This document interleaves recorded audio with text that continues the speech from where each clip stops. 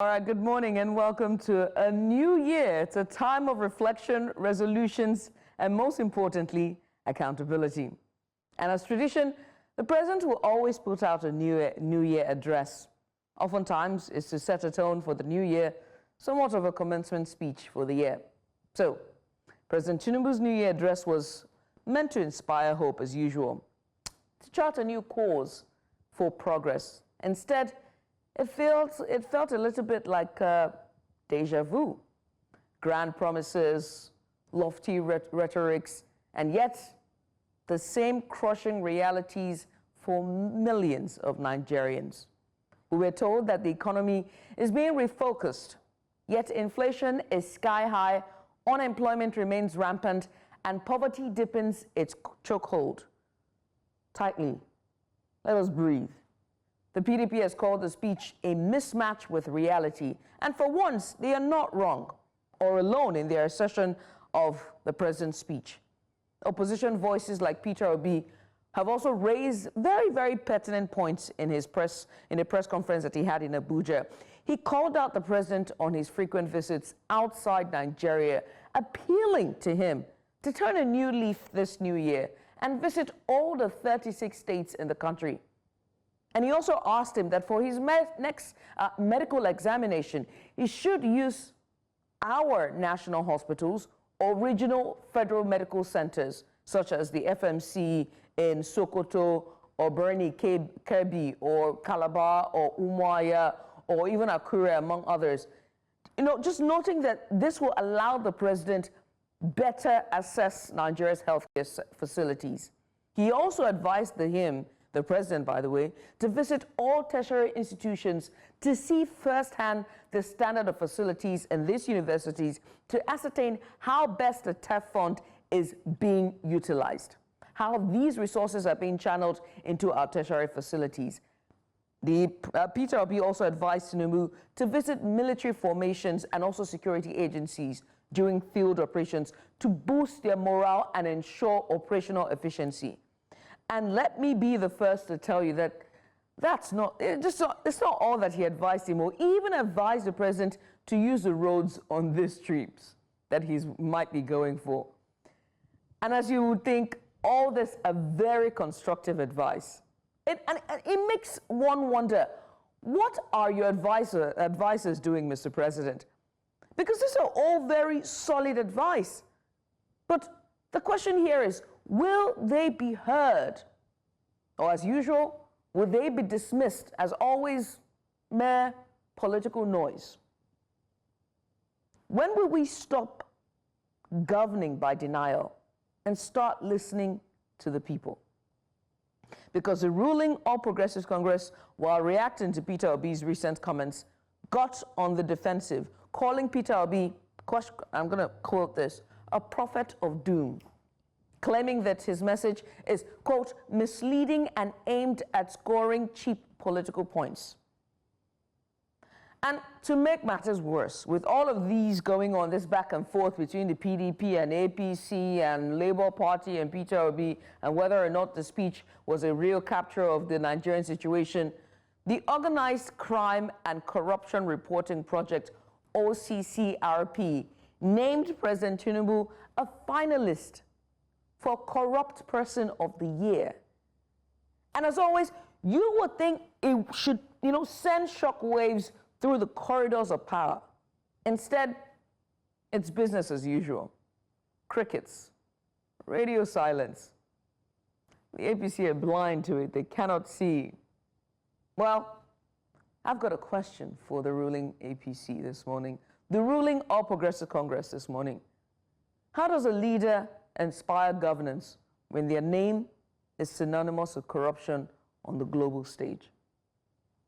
When will we stop governing by denial and start listening to the people? Let me take this opportunity to appeal to our leaders, to the ruling elite, to the ruling class. Let this year not be just another year to tread water while the ship sinks. This is 2025. Let's make this year a year where excuses will no longer suffice. Let's fix the economy, invest in security, make education accessible, reduce corruption, invest in agriculture, secure food, not just in word but in deed. And for once, prioritize the people over power and stop this back and forth. It's getting tiring. And to Nigerians, we're not powerless. Democracy demands your power, it demands your voice, and you have to hold your leaders accountable. Demand better, because this nation is only as strong as the resolve of its people. To the leaders, the clock is ticking. History will never be kind to those who stood by while the nation crumbled. History will not be kind to the names of those who sat idly by and did nothing. So let's do better. And let's be better for the 200 million plus Nigerians who rely on it and who need you to become better. It's 2025. Let's not waste it. And by not wasting no time, let's get started on Breakfast Extra. And of course, my very own co-host, the incomparable Mizuno Appeal, is on standby. Mizuno, Happy New Year to you. Well, thank you very much. For the first time, I will say this on national television. Happy New Year, Nigeria. Yes, I done said it. And thank you very much for, it's like when you say your very own, it's like as if I'm in a shelf in your house where you open, my very own Mizuno. So I know, it's our very own now. Okay, our very own Mizuno Appeal. It's okay, it's okay. I like it so. I don't want trouble. I don't want trouble. Yeah, she will get the message. Okay. All right, come over, let's talk. Anyone, just join us. Let's get started. There's a new leaf, a new chapter. Welcome to this chapter of 2025, right here on Breakfast Extra.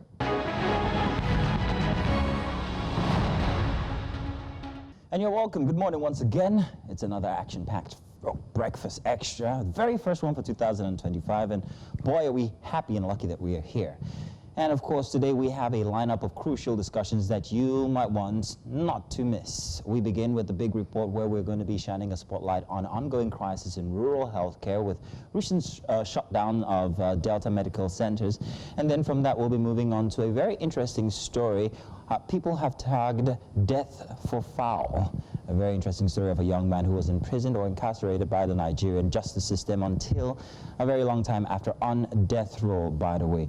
We'll also be taking a look at our African situation here, and of course that list that came out not too long ago about the president being on a list of, how to put it now, what's it called, most corrupt leaders. Well, we'll be talking about all of that and more inside of Breakfast Extra here this morning. And fantastic, once again, our very first prologue for this morning. We'll do our best, Joe. We'll do our best, Joe. Sublime. It's great. We'll do our best, Joe. Thank you so much. Thank you. You're welcome. Well, I mean, hey, as always, welcome everyone for joining us. This is our very first broadcast, and we're so excited, as always, to start a new year with you. And there's just so much has happened this week. Only first week in, the headlines, the back and forth, Nigeria, always Nigerian. Anyway, let's get started with our very first dailies for today, as we bring up our very first daily that we're going to have. Well, I've been informed that we're not taking the dailies. We're going to get started with our big report for today. Now, if you don't know, if you're just tuning in for the first time, our big report is where we bring you in-depth coverage of the stories that matter. And this time, it's about the primary healthcare centers, how they are, lifelines for rural communities, and they are meant to address the basic health needs of those who may not have access to larger hospitals. But what happens when these centers are no longer operational? In Delta State's Ibada-Elume community, healthcare services have been at a standstill for over 4 months. A labor dispute involving the matron, the health workers, and community leaders, sparked by alleged theft and safety concerns, has left the center closed, leaving residents with no immediate healthcare options. Now, new Central Correspondent Austin Azu brings us the full story in this report. Take a look.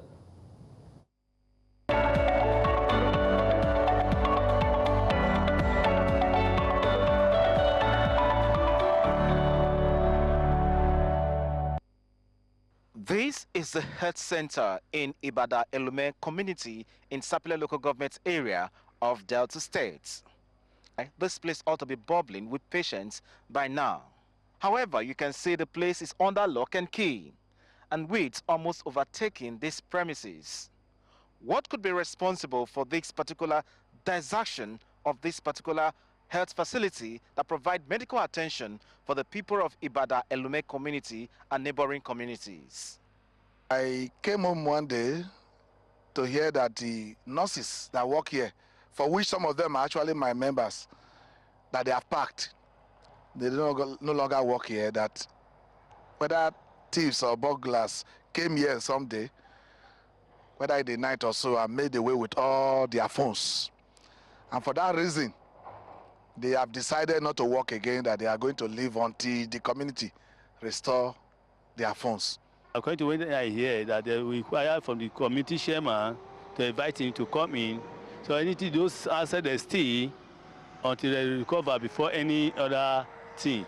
And those people, boys who do the thing, they don't know them because they wear masks inside face come here in the night. Some nursing mothers expressed concerns about the challenges they encounter in accessing healthcare services outside their community and requested state government assistance to enable them access healthcare services quickly. You know what, I can't go etc. When I reach etc, I don't see anybody. I can't go general. Nigerians take drugs when I can't come. I register for etc. What I get belly, but as the belly they pay me, I register. You know, they can't go chemist. Our whole community, they don't talk anything about the etc. If we know when our supply will they go, and in private hospital for inside supply, now everybody they go. Everybody they find their own solution to treat their ourselves. While many community residents were disappointed by the health workers' decision to shut down the healthcare center, others also made an appeal to them to return to work and save lives. So to my own opinion, it's very bad for the place because of stolen phone. How much is phone? Is phone compared to life? So that health center, why they this Ibada-Elume, it's a very nice health center to us for here, because if you get wife, when you get belly, that our wife now from there they reach or they go. They're not they pay free. When they look so, most of the time pregnant women they come for delivering. They call now, they not go see anybody. Sometimes I call tell they say, because I stay near here, I call tell they say they look this way. So if you see they not go see anybody, they call go chemist, go deliver. That place should be first around and put in a qualified security, maybe that way the government will equip with arms so that that place will be secure for the community citizens and those having illness to treat themselves very well. The executive director of the State Primary Healthcare Development Agency stated that the state government would conduct an investigation into the events that transpired at the Ibada-Elume Community Healthcare Center. Also do community assessment, their problems, and resolve them.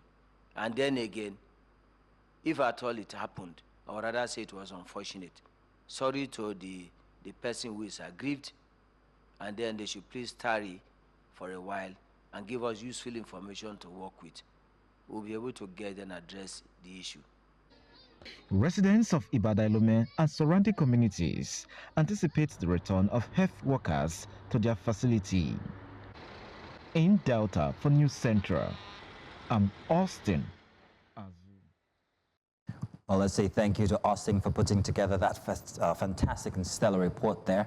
Now, the suspension of healthcare services in Ibada-Elume is a troubling situation with far-reaching implications. Austin himself joins us right now to share more about his experience covering the story. Also joining us is Segun Olowookere, President of People's Forum. First off, Austin, you're welcome. Thank you very much for putting together, first off, such a stellar report. And it's so sad to actually see that people absolutely need these services and can't actually access it because of a simple issue of theft. But tell us more about what you discovered that didn't make the report. First and foremost, good morning and Happy New Year. Welcome to 2025. It's our first time of having this conversation in the year 2025. Ibada-Elume community in Sapele local government area happens to be one of the agrarian communities in Sapele in Delta State. And to be honest with you, that healthcare center, I used it while I was quite small. and it serves as a reference point to other communities.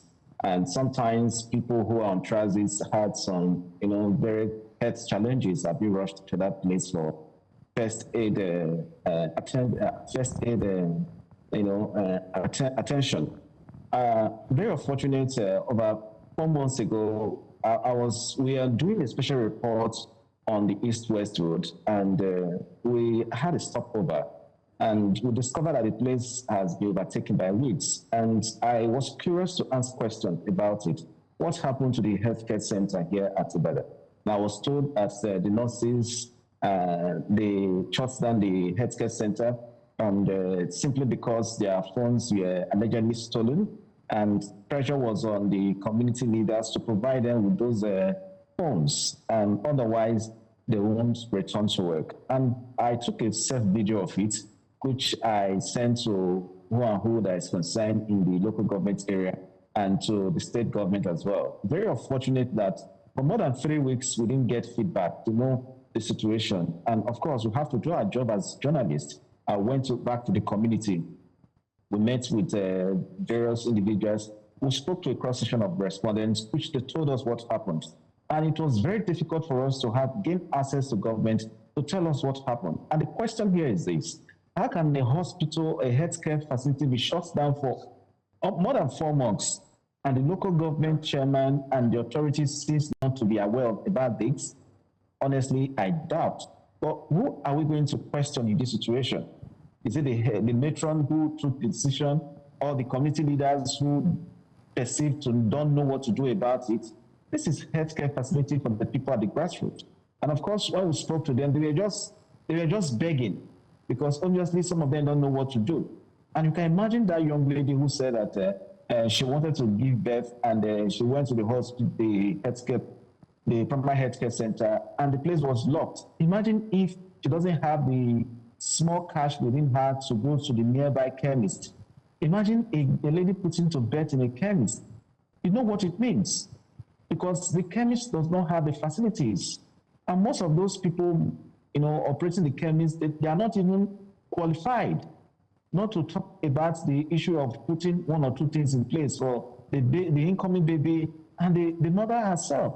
So it becomes very difficult for the people of the Ibada-Elume community to access primary health care at the moment, considering the weather we are into. You can imagine seeing those young ones, the children just playing around and vis-a-vis having some kind of symptoms of baby fever or diarrhea or whatever that is synonymous with those rural community health. Where will they get health medication? What the other person said, that they have to travel a very far distance to circulate to come and get medical attention. And the roads are in deplorable state.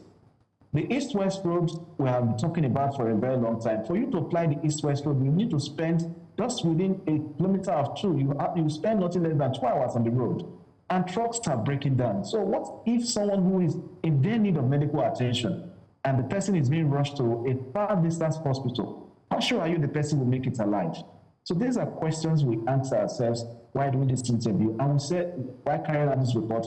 And we said it's necessary for us to bring it to the attention of the government so that the healthcare facility in Ibada-Elume can be restored so that people can have access to rural healthcare in those areas. Right. Well, I mean, let's switch gears now, because we understand that Ibada-Elume has now joined us. He's the president of Okpi People's Forum. Igor, if you're there, thank you so much for joining us. We appreciate you for coming on this morning. Good morning. Good morning to you, and happy New Year to you, by the way. I mean, let's just start and talk about, these allegations of theft and, safety concerns that have been raised with the closure of this primary health facility. How is the community addressing these issues, and what steps are being taken to reassure health care for the community members? Well, first and foremost, I'm the president of the Okpi People's Forum worldwide. The new Central reporter, Austin Azu, I think he's done a good job. That is what we expect journalists to do, go into the remote area, the rural areas, and bring to the fore whatever that is happening in those communities. So to that extent, I commend New Central for that. When we got the report and then the news started running, as a pan-Okpe social, cultural, and political movement, we contacted the government and we also got their own feedback. We tried to put pressure on the government to find out what exactly has gone wrong there. We sent our people, because we're embedded in the communities, we sent our people there to find out precisely what is going on with the Ibada-Elume Health Center. Yeah, the feedback that we got was quite positive. First, the community people informed us that the health center is running well, and then the services have been restored. And then on the side of government, when your report came out, I also listened to the director in charge of primary healthcare services, who said he visited the place and that government was going to do whatever it can to ensure that services are restored. On our part, we got across to the government, and government officials informed us that first and foremost that we have about 414 healthcare centers in Delta State. The Ibada-Elume Health Center is one of them, and it has since been running.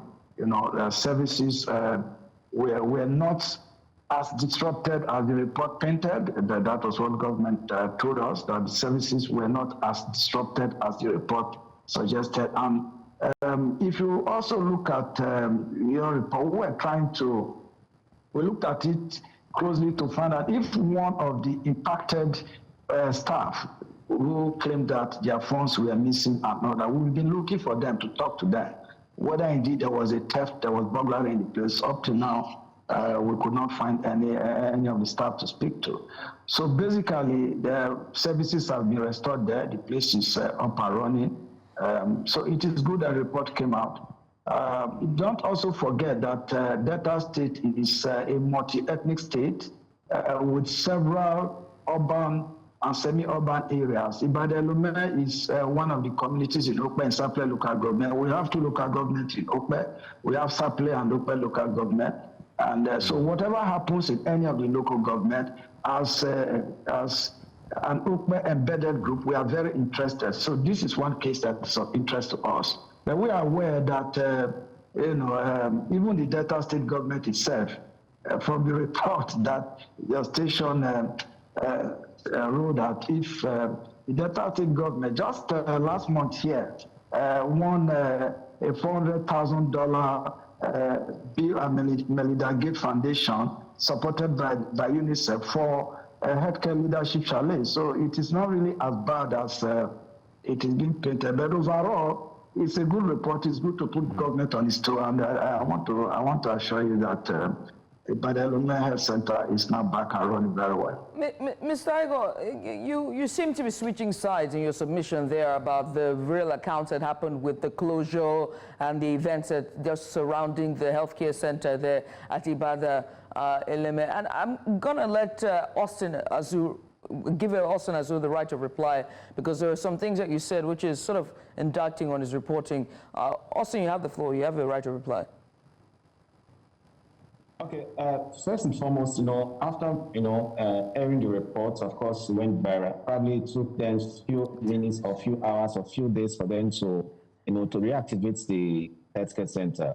So for us, we are not aware if the hospital if the primary healthcare has started running. But I think what he just said right now, it means you have to revisit the place and get an update how the place is going. And of course, speak to the residents to confirm it, because of course we believe that the people of the community should be able to tell us, and not government officials who will just sit in their various offices. Of course, of course, they work with papers, and most of them hardly find time to go and visit. And that's why someone said that the president needs to go and visit most of the the public hospitals to see how they look like and other things. So most of our government officials hardly visit those areas. So they likely, get information from probably a third party narrative and all those ones. And we are expected by now, and there should be, on the spot assessment of the place by the government officials. And of course, if they are going for the spot assessment, the media should be aware of what they are doing, because it was the media now that brought the attention of government to this event. And don't forget that they stayed for more than 4 months. And why did it take the government for more than 4 months to prevail on the health worker or to reactivate the particular area? So for us, it's another task for us to go back to the community, to go and speak to residents of the community, to find out from them if truly the place has been reactivated to attend to their health needs or otherwise. Mr. Carragher, I wanted to also touch on something you told about the fact that all the health centers in Delta State are up and functioning as far as you know, or as far as the authorities have let you know. But regarding the closure of the Ibada Healthcare Center here, it would seem that there were people who were supposed to have been getting paid that weren't working at all. After this report, you can see that that place is overrun with weeds, and it seems very derelict. So my question is does there seem to be a miscommunication somewhere between the health authorities, the LGA, your group, and also the communities? Do they not know that these health centers are not running, or this particular health center is not running? I'm hoping we still have Mr. Carragher. Well, we might have lost him there. But Austin, let me redirect that to you. Do you think that it's a case of miscommunication or no communication at all? Well, I think from what we gathered so far, the community themselves didn't make a proactive movement, because government has always said that you take ownership of government projects in your areas. And the community leadership, I don't know what happens to them, or probably they have taken side already, or they are trying to negotiate vis-a-vis due to the fact that the place was shut down for more than 4 months. You know, we actually apportion, you know, some percentage of blames to the community leaders, who ought to have, on the first day, reported the issue to the relevant authorities. And however, I don't think this issue would have lingered for this particular time that it stayed. And for what Ibada-Elume just said right now, like I said earlier on, we have more tasks for us to go and verify the statements that you just made, and we'll go there and see things for ourselves and speak to residents as well to confirm that part. We will not just go there and see a gate that is opened.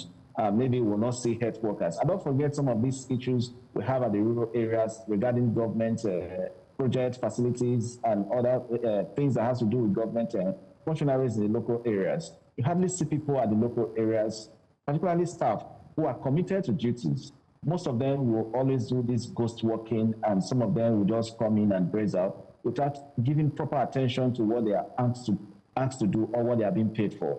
So the community leaders or any other community who might experience this kind of challenge should be able to, you know, meet it at the board, speak up and meet the relevant authorities, and put pressure on who needed to be, you know, called upon to reactivate whatever issue that might have happened that led to something being closed down, or office or, you know, facility being shut down over, probably based on issues that needed not to. I must say thank you, Austin, for just taking out the time and just talking to us today. And also very thank you for, you know, just keeping an eye out and giving us all this developmental journalism and reporting. We appreciate you for your hard work. And also to our other guest, Carragher. Unfortunately, we lost him there, but many thanks to you, sir, for joining us. Thank you. Have a nice day. You too. We're going on a short break. When we return, we continue with our broadcast here, for our very first for today, very first for this year on Breakfast Extra. This time, it's a man freed after 10 years on death row. After the break.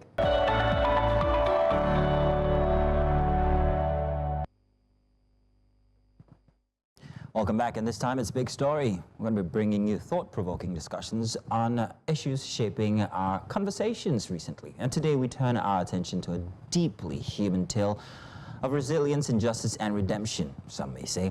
Segun Olowookere, a young man sentenced to death in Osun State for the theft of a fowl, a bird, chicken, recently received a pardon after spending 10 years on death row. We'll confirm exactly how many years, but some say 10. Now, Segun's story has sparked outrage and introspection across the nation.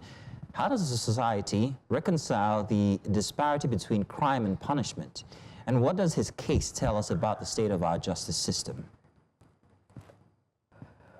So joining us today is Segun Olowookere himself, as well as Keno Osuji. He's a legal expert who will shed light on the broader implications of this case. Let's begin by hearing directly from Segun Olowookere, who now has a chance to rebuild his life after an unimaginable ordeal. Segun, thank you so much for joining us. We appreciate you for doing this with us this morning, and Happy New Year to you. Good morning. Good morning. Same here. How are you feeling now that you are finally free after what some reports say is 15, some say it's 10? How long were you on death row, and was it like starting a new year as a free man? The total number of years I spent in prison is 14 years. 14. I was on death row. I was on death row for 10 years.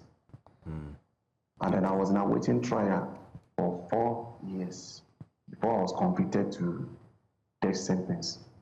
So 14? So I spent 14 years in prison. I must ask you, how are you feeling today, just finally being free after 10 years, long years on death row, altogether culminating to 14 years, starting a new year, a free man? What does that feel like? Talk to us.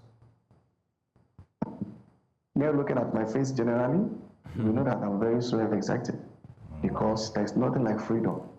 So the happiness shows in me that I'm so excited. I'm very, very over happy because I am with my family and we celebrated the new year with happiness that we have lost for the past 14 years.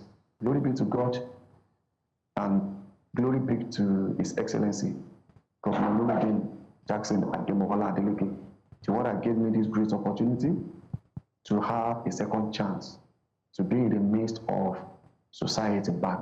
I thank God and I'm so excited. Segun, thank you so much. I'm very happy. Segun, take us back to the beginning. Let's start from the beginning. What happened on that fateful day? On that very good day, it is something that I always feel so bad on it. Anytime I still remember it. But on the very fateful day, I just came back from school. So I drop my bag at home, then I do some 1 or 2 things that I need to do at home. So once I finish it, I go and meet my dad in the shop. So we sit down, we're talking about my admission to the school that I will go. So as we're discussing the matter, I just hear a gunshot 2 times. I discovered that a lot of the police officers were packed in front of my dad's shop, and we had a gunshot 2 times. So all of us in that place, some other young boys and elderly people there, ran away. Everybody were like trying scattering out to know what is really happening. So those police came and arrested my dad. They took him to the vehicle, to the police vehicle. But to my own view, and my dad responded to me, there is somebody inside that vehicle. He was now telling those police that it is not my dad. He's pointing at me when I sit down, that I was the one they should arrest.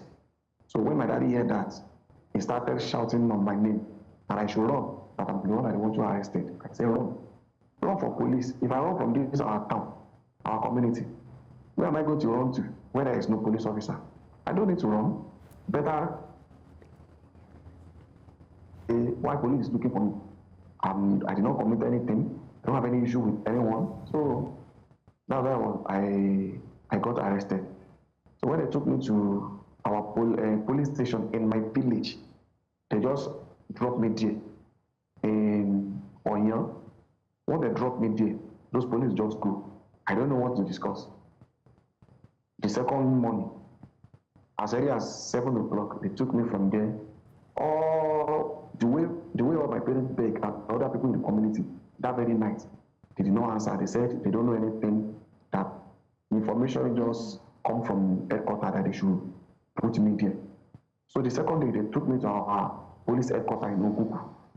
By getting there in the morning, I met some boys, very young boys in our village, age of 13, 12, and 14 years of age. All these boys are, even if they see me in the town, they always call me out, Barashagun. So I met them sitting down. They were eating rice and pure water. So when I come down from the vehicle, they were not asking those boys that, did they know me? They say yes. There's only one person that said, yes, all of them say they know me. They say, well, how do they know me? They say, we are from the same place. And I asked them that, am I the one that sent them to go and be stealing people, fowl, eggs, and so many other things? They said yes. One person said no, which is Moraki or something. He said no. He said he did not thief anything, or did not know anything they were saying. And he has nothing to do with me. He doesn't have anything to do with me. Me and him have never seen down and talk for a day.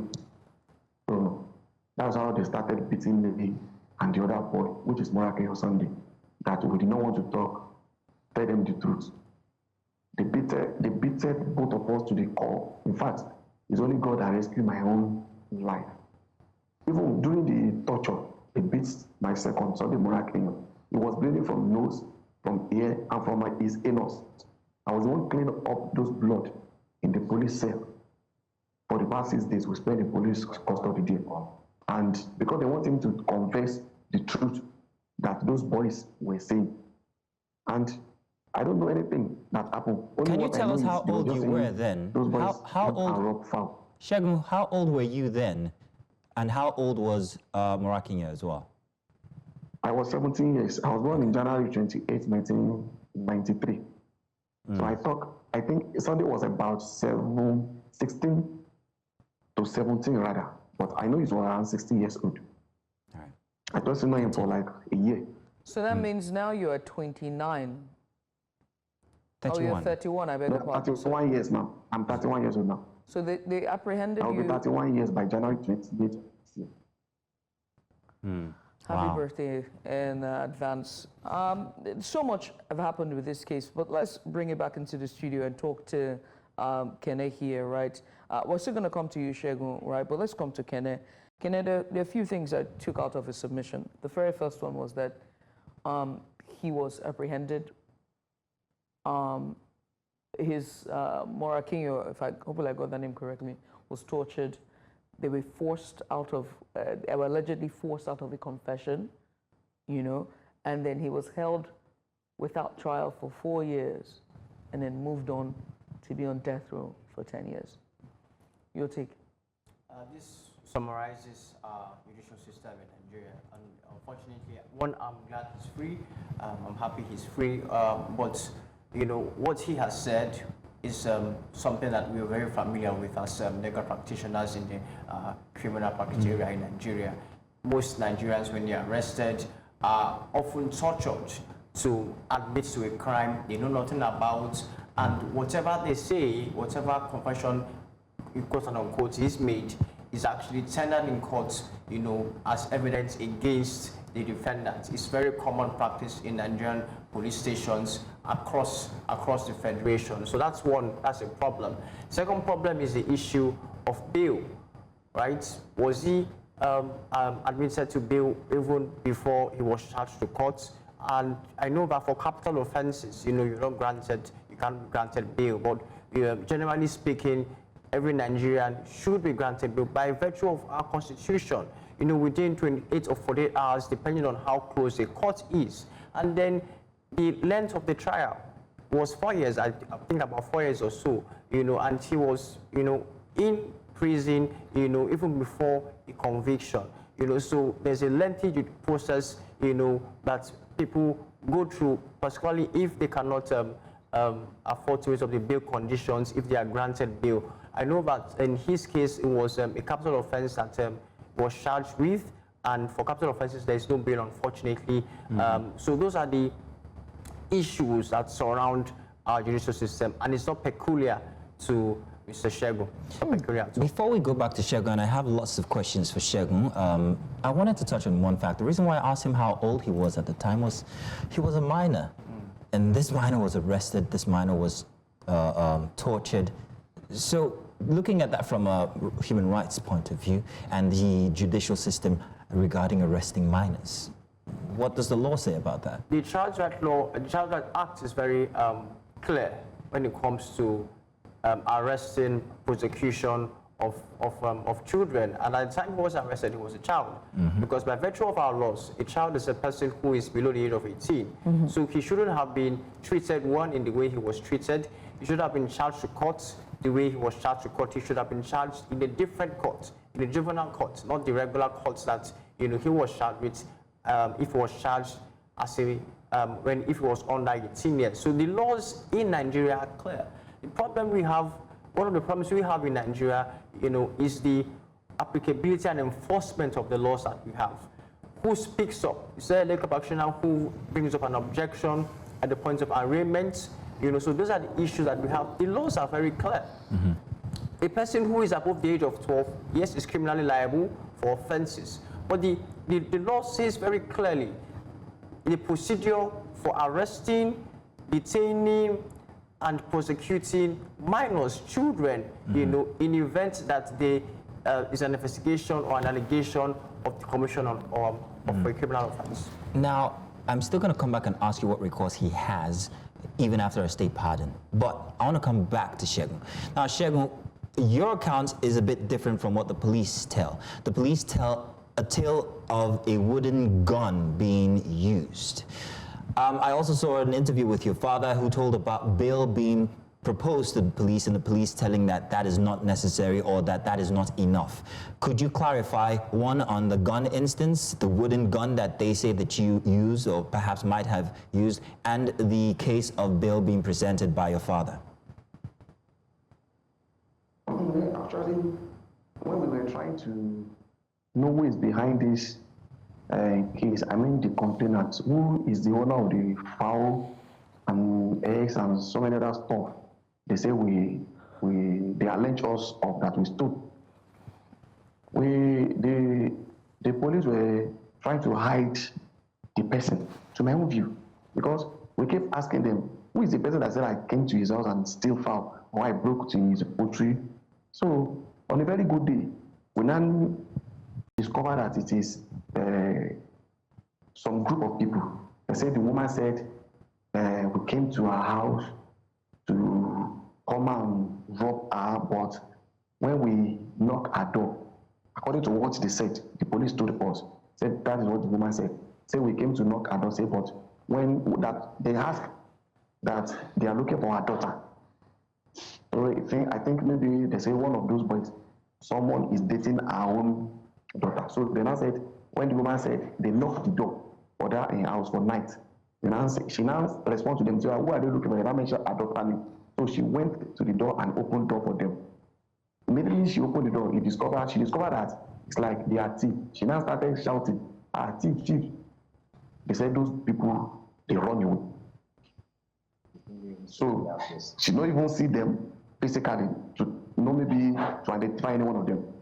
So this man of the owner of this poultry farm, when they were interrogated him or they would ask him something, he now later become my own uncle.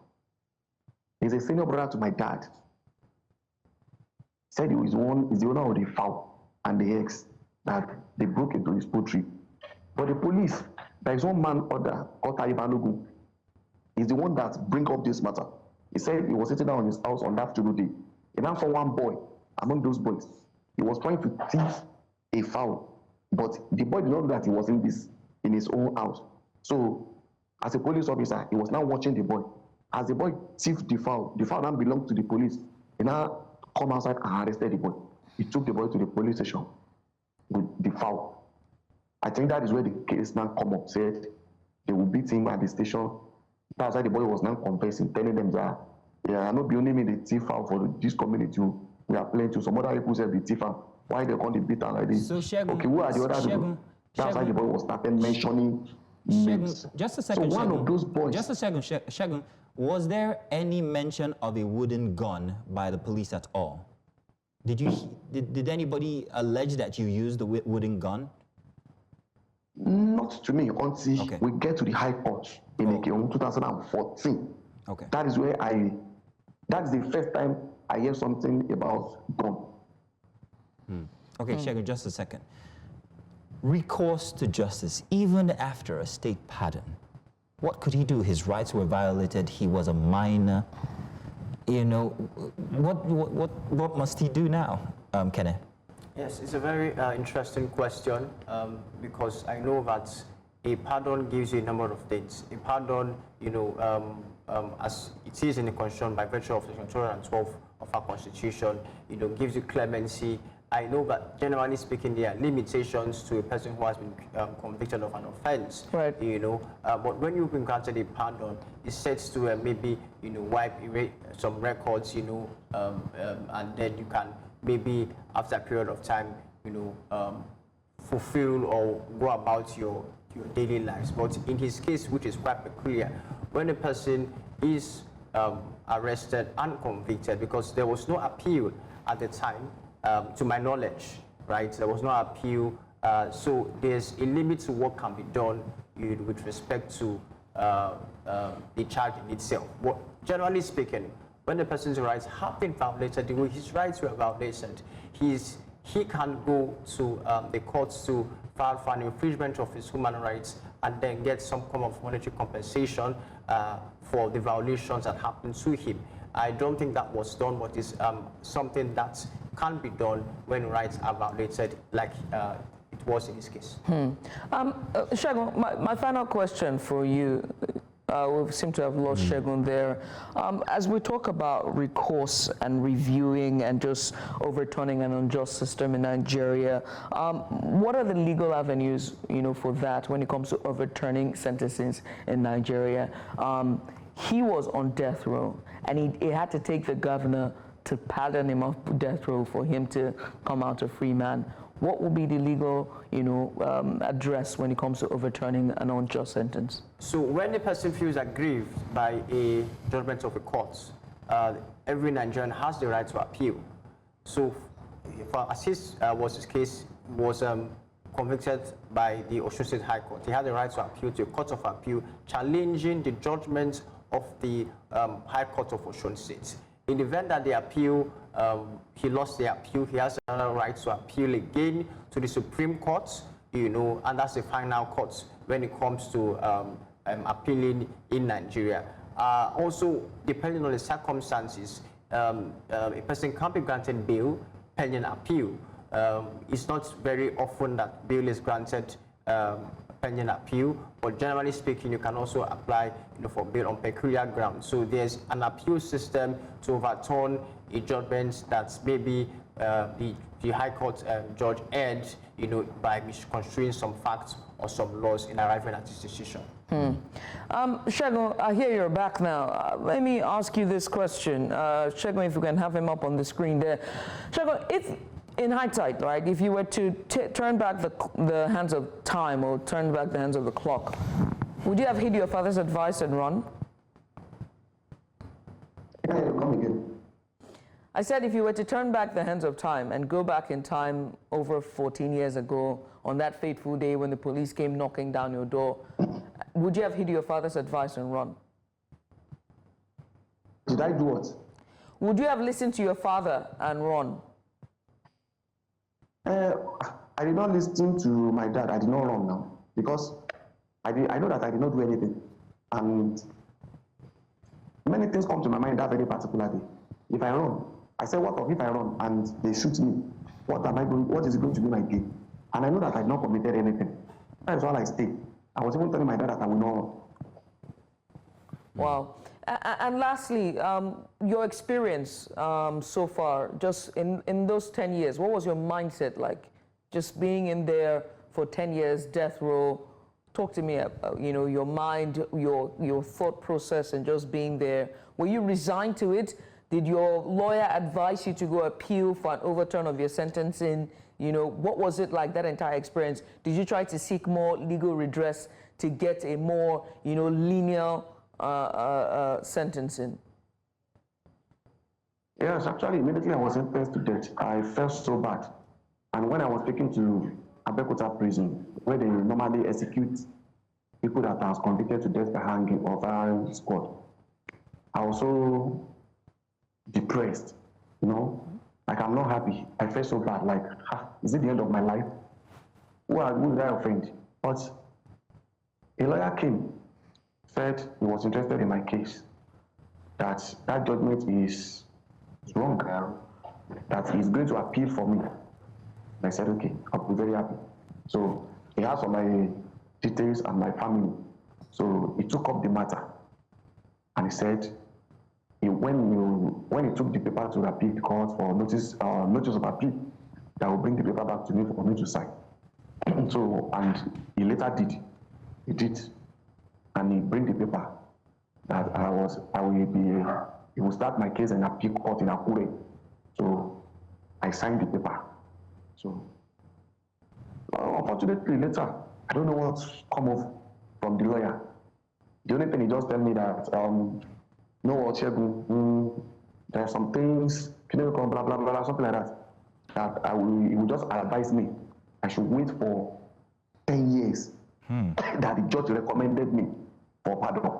Wow. That if I completed 10 years, according to the judge, 10 years. 10 years. He will take my matter to the governor, and the governor will grant me pardon. Segun, I can't imagine, I can't pretend to imagine what you went through when you heard 10 years in that kind of condition. I wish we could hear more about Marakinyo and what happened to him, because we heard that he had some mental issues. But I would like to ask my final question to Kene, who's here in the studio, if you please. Kene, is the pardon just enough? Is that all? He had 14 years taken away from him. Is there a need for compensation, do you think?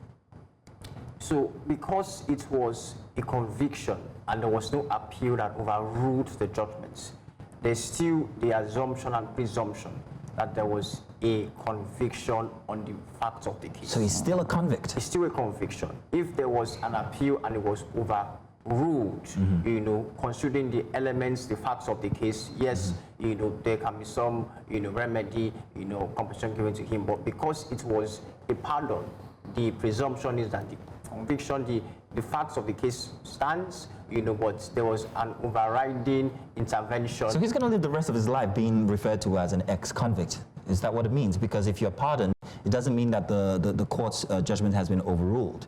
Yes. So he can still fight to get his reputation reinstalled, yes? To an extent, so there's a limit, right? And he mentioned the fact that there was an appeal. I know that the judge, yes, recommended him to the governor for a commutation of his sentence, but the fact still remains that the judgment in itself, except there's a process he can go through to upturn the judgment in court. But he has been pardoned, and the conviction, you know, maybe would be seen to not stand, and that's why he's free. Okay. Right. Wow. So, I mean, I have to ask you then, if you were to advise Segun right now, with this thing over his head, how then can he rebuild his life as a somewhat free man? That's an interesting question, because we've dealt with a lot of people who have come out from prison. One is the mentality that he has, that one, he's free, and I believe and I know that he appreciates that freedom. And then the second thing is to have goals, have plans. He mentioned before he was arrested, he planned to go to university. He can still do all of the things that he intends to do. And then there are no laws that prevent people who have a criminal record from achieving goals, you know, in Nigeria. I know that when it comes to running for political offices, there's some limitation as regards the period form of conviction, but I believe that he can do whatever he needs to do to have a successful life. Segun, are you still there? Because this is my final question to you. Segun, do you feel that everything that's happened to you, including the pardon, do you feel justice has been served, or do you think you want more? I don't need anything. No, I'm okay with this. Only for me to gain this freedom, I'm okay. Because prison is not a good place. It's not a child play. For someone to be in that place, I value this freedom. If anybody come to help me, to assist me, to become a good one to the society, or to rise me in anything, I will appreciate. But having anything with the judge or justice or judiciary or anything, I don't have anything. I don't have anything against anyone. It's God that make my journey, my life to be like this. It's not any human being. If not for this, if not that God wanted to be like that, nobody can do it. I believe it's the hand of God. He wants me to become someone. He kept me inside that prison custody for that 14 years for a reason or for a purpose which doesn't know and disclose to anybody. I leave everything to God. I'm only just seeking for help and assistance from Nigeria, Osun State, and everybody that God sent to me. That's all. Segun, what's the plan for 2025 for you? You are a free man, starting a new year, a new chapter, free. What's the plan for the future? My plan is to move and continue my life by looking for something doing that will make me to become a father, a family of myself, so that I will be a voice and a voiceless to others, and I will be useful to the community, to Nigeria, and to people that lost me and people that I love. So I'm just planning on starting up little things doing so that I will use it to help myself. Oh, that's a very emotional submission there. Yeah. I'm almost in tears. Oh, there is. I mean, you have Ella Initiative. This is your work so far, your life's work, continually pushing, for more justice reforms and judicial reforms when it comes to those who are detained 4 years before getting a conviction and in his days in court. What are some reforms we need to start to see and bring to the fore in 2025 in terms of judicial reforms and just doing right, especially for those who are underage? Yes, and one, like I said, there are a number of Seguns who are currently still in prisons behind bars who do not have a voice, who do not have access to lawyers, and that is a cause for alarm. So what we believe that will be better this year is a shorter length in terms of trial, because he spent 4 years, awaiting trial before there was a conviction.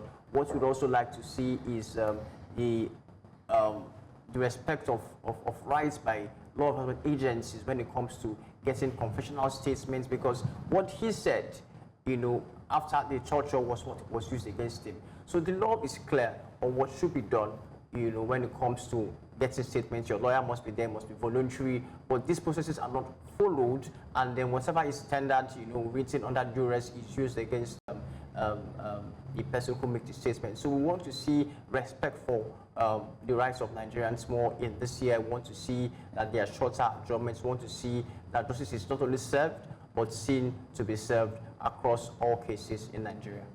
My final question is for you. How do you manage balancing being human when you hear these many stories of people who perhaps have been unjustly treated? And of course, you're a lawyer, so you have to be very, very, what's the word now? You can't stern? Not stern, but you can't allow your emotions to take over. Because if they're guilty, they're guilty. If they're not, they're not. But then how do you manage empathy in this job, doing this job? It's very difficult because as I speak to you, I was on holiday previous week, and I was getting calls from people who were duress even when I was on holiday, and I knew that I needed to take out time to rest so that I can be more effective. So people are going through a lot. There's a lot of abuse of rights, across board. It's very difficult to maintain a balance, but we try as our possible best. We can't take too many breaks, right? So there should be somebody who is on standby to attend to issues of Nigerians. It's very difficult, hearing this case. I'm very excited, but I know that there's so much more we can do as lawyers, to ensure that we have a fair and just society. Kenneth, you've been sublime as always. Thank you. Thank you very much. Thank you very much. Kenneth Osuji there. He is a legal expert and also part of the team at Ella Initiative, and also to Segun Olowookere, who is now a free man after being pardoned from 10 years on death row. Many thanks to both gentlemen for just coming in and just sharing. Segun, thank you for sharing your story with us, and also Kenneth, thank you for your insightful insights on this discussion. We appreciate you both. Now do stay tuned, because we've got other very interesting conversations all lined up for you here inside of Breakfast Extra. We'll be back.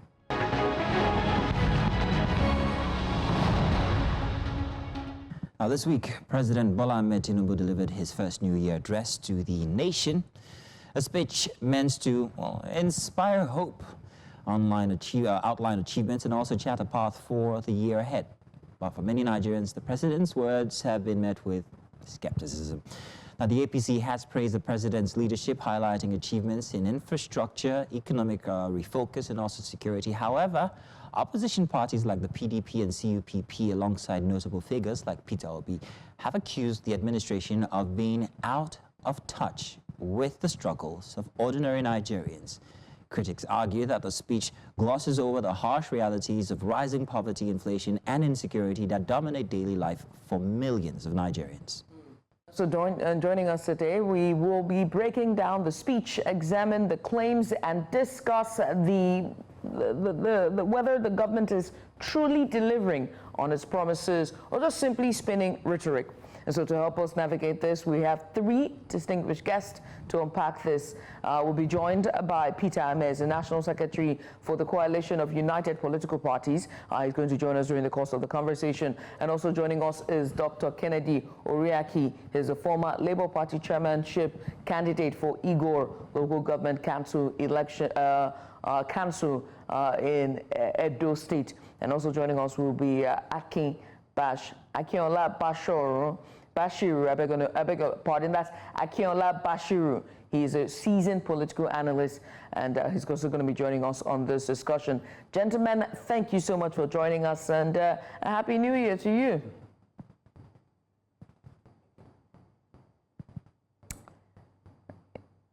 If we can have both gentlemen join us there, we're going to see if we can fix our visuals there and audio. Oh, it's okay. While we're fixing, oh, there we have Mr. Akinola. Mr. Akinola, thank you so much for joining us. My pleasure. All right, let's just get started. Your key takeaway from the speech, when what was some things that stood out from you, or really just your overview assessment of the president's New Year address? Yeah, thank you very much. What stood out for me was the consciousness and the recognition by Mr. President that there are critical challenges that must be confronted in the coming year. So for me, realizing that yes, there are issues, there are problems, and coming up with, anticipated solutions that are expected to address these challenges, for me, is an admission that things are not really going on well. And of course, it's also an admission and of course, an assurance that the government in place is also not relenting, not resting on its oars in order to confront those challenges. That stood out for me. Yeah, all right. Mr.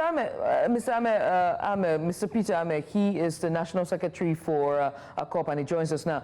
Mr. Ahmed, many thanks for joining us. A little bit different in your own assessment, your association's assessment of the president's speech, because in the statement, the COP addressed concerns that the president's speech is pushing Nigerians deeper into poverty. Why that statement? The fact that the president made a speech and talked about friends, living from who drive Rolls Royce, moving down to drive Honda, shows that he knows that those who are driving Honda will probably be driving a motorcycle, and those who drive in motorcycle probably will have nothing to ride at this moment. So the president's sense of lack of empathy in the whole address also was very scary, because the promises the president had made since he came into office, none of that have been kept, and those that he wanted to keep was done with an irrational and impulsive process, like the removal of fuel subsidy. And if you look at the removal of fuel subsidy, because we are so dependent on this product, it is one of our mono product that generates revenue for us, that keep our people going, and the lack of no power in the country, it created over 300% increase in the cost of transportation and services. So the president should have addressed that and look at, we promised to bring CNG, to be able to cushion the effect of this transportation cost. Where are the CNG buses? There's nothing. And people don't want to, look at it, and they want us to look at the rhetoric. The rhetoric is like saying, this one, people should tighten their belt. Is the president and his team tightening their belt? As I'm talking to you, in the current budget, there's 4 billion naira to build an helipad in Lagos and jetties. As I'm talking to you, there's 9.4 billion for transport, for tips and travels for the president and the vice president. As we speak here, there's over 5.something billion that has been budgeted for the renovation of the presidential villa to accommodate the DSAs. There's another 4 billion to buy cars. So this repeated line items is a major reason why Nigerian wars is not going away. Because we need to have a very pragmatic approach to resource management, to physical discipline and physical responsibility to the resources that we have generated. We talked about when the president came in the last 20 months, our debt was 87 trillion. In the last 20 months, it has ballooned to 130-something trillion. We are borrowing. Borrowing is not a problem. I'm an economist. When you borrow money, you invest the money in a productive means so that you know what you are doing with the money. Can the president tell us what this money is being used for? It is the president that started Calabar Coastal Road, and until today, we do not know the budget provision from the National Assembly. A presidential jet was bought for 150 billion. So these resources, if the president has tightened his own bed, like he's asking Nigerians to continue to tighten their bed, and put these resources in ways that would have reduced poverty and create jobs for the teeming population, I am telling you, things will get better. Nigerians are suffering, and these statistics are staggering. These statistics are not mine. They are from government sources and also from international sources, like the one that says that over 129 million Nigerians are living in multidimensional poverty. That represents about 56% of our population. This is the concentration of God. This is where government is supposed to concentrate. And when government talk about, we have done this, we have done that, government should look at the overall holistic approach to development of government policies. Because if you talk that Nigerian Bureau of Statistics released information and data saying that 2.2 trillion has been paid to kidnappers, and that 2 million Nigerians have been kidnapped. That means you are saying that our farmlands are not safe, our roads and our communities are not safe. What are the approach that government has initiated and created a robust security architecture to arrest this situation so that we can go back to farm? Because the major contributor to inflation in this country is food inflation that is already over 40%. So these are the issues that I want to see the president tackle. These are the interests of the people, because first of all, the people must be able to put food on their table. Okay. If the inability of the people to put food on their table will result in more hunger and in more pains for the general populace, who are the mass majority of our population. Just a second, Mr. Ahmed. Few that are benefiting for these resources must be able to show cost. Mr. Ahmed, Nigerians must tighten their bed while they live in luxury. Now, Mr. Ahmed, I thank you very much for actually going into the security or insecurity instance that we face here in Nigeria. Now, the president's speech actually talked about advancements or achievements when it comes to security and also infrastructure. I'd like Mr. Bashir to tell us what he thinks about this, whether the president administration has done well, especially when it comes to security. And then, Mr. Ahmed, I'd like you to reply after. Yeah, thank you very much. We are living in Nigeria anyway, and we have been here for a while. So, I mean, we can also ourselves look at the situation of things and ask, the level of insecurity today, can we compare it to the level of insecurity we had in the last 1 year? Of course not. I remember very recently, I think somewhere in the north, that people are now going back to their homes, that there's a reduction, you cannot travel, Fine, it's not yet Uhuru, but no, we cannot deny the fact that the level of insecurity has really, gone down. And I'm sure the government itself, while accepting that it's gone down, has equally said that it is not yet Uhuru. I think the point is this. When we are making comments or making observation, we should recognize the fact that a few things are being done, but more can be done. I can see the reforms you have put up there. People are now talking about, as of today now, look at the petroleum industry. Whether we like it or not, we must commend ourselves as Nigerians that now Nigeria can export fuel. Now, what refinery is working? Port Harcourt refinery is working after almost 30 years of being in comatose. These are some of the policies that are being taken. And like I said, and like I've always said, of course, you cannot achieve all of those things in a first swoop, but there are clear indications that we have a government in place that understands the plight of the people. In Mr. President's speech, because that's what I'm supposed to talk about, yes. He acknowledged the fact that the cost of living is high, most especially in the area of food and essential drugs. That's an admission. then we have a problem. And of course, in the speech, the president also came up with plans, massive food production, encouragement of local production of essential drugs as an approach, to solve some of these problems. And that's why I said, if a problem has been identified, it's all have solved. All we now require and wish is that all these promises, all these problem identification can be matched with appropriate and strategic implementation strategies that will enable us to have some respite, at least in the coming, in the new year that we are. And for me, when you look at a few other places, you will see that efforts are being made.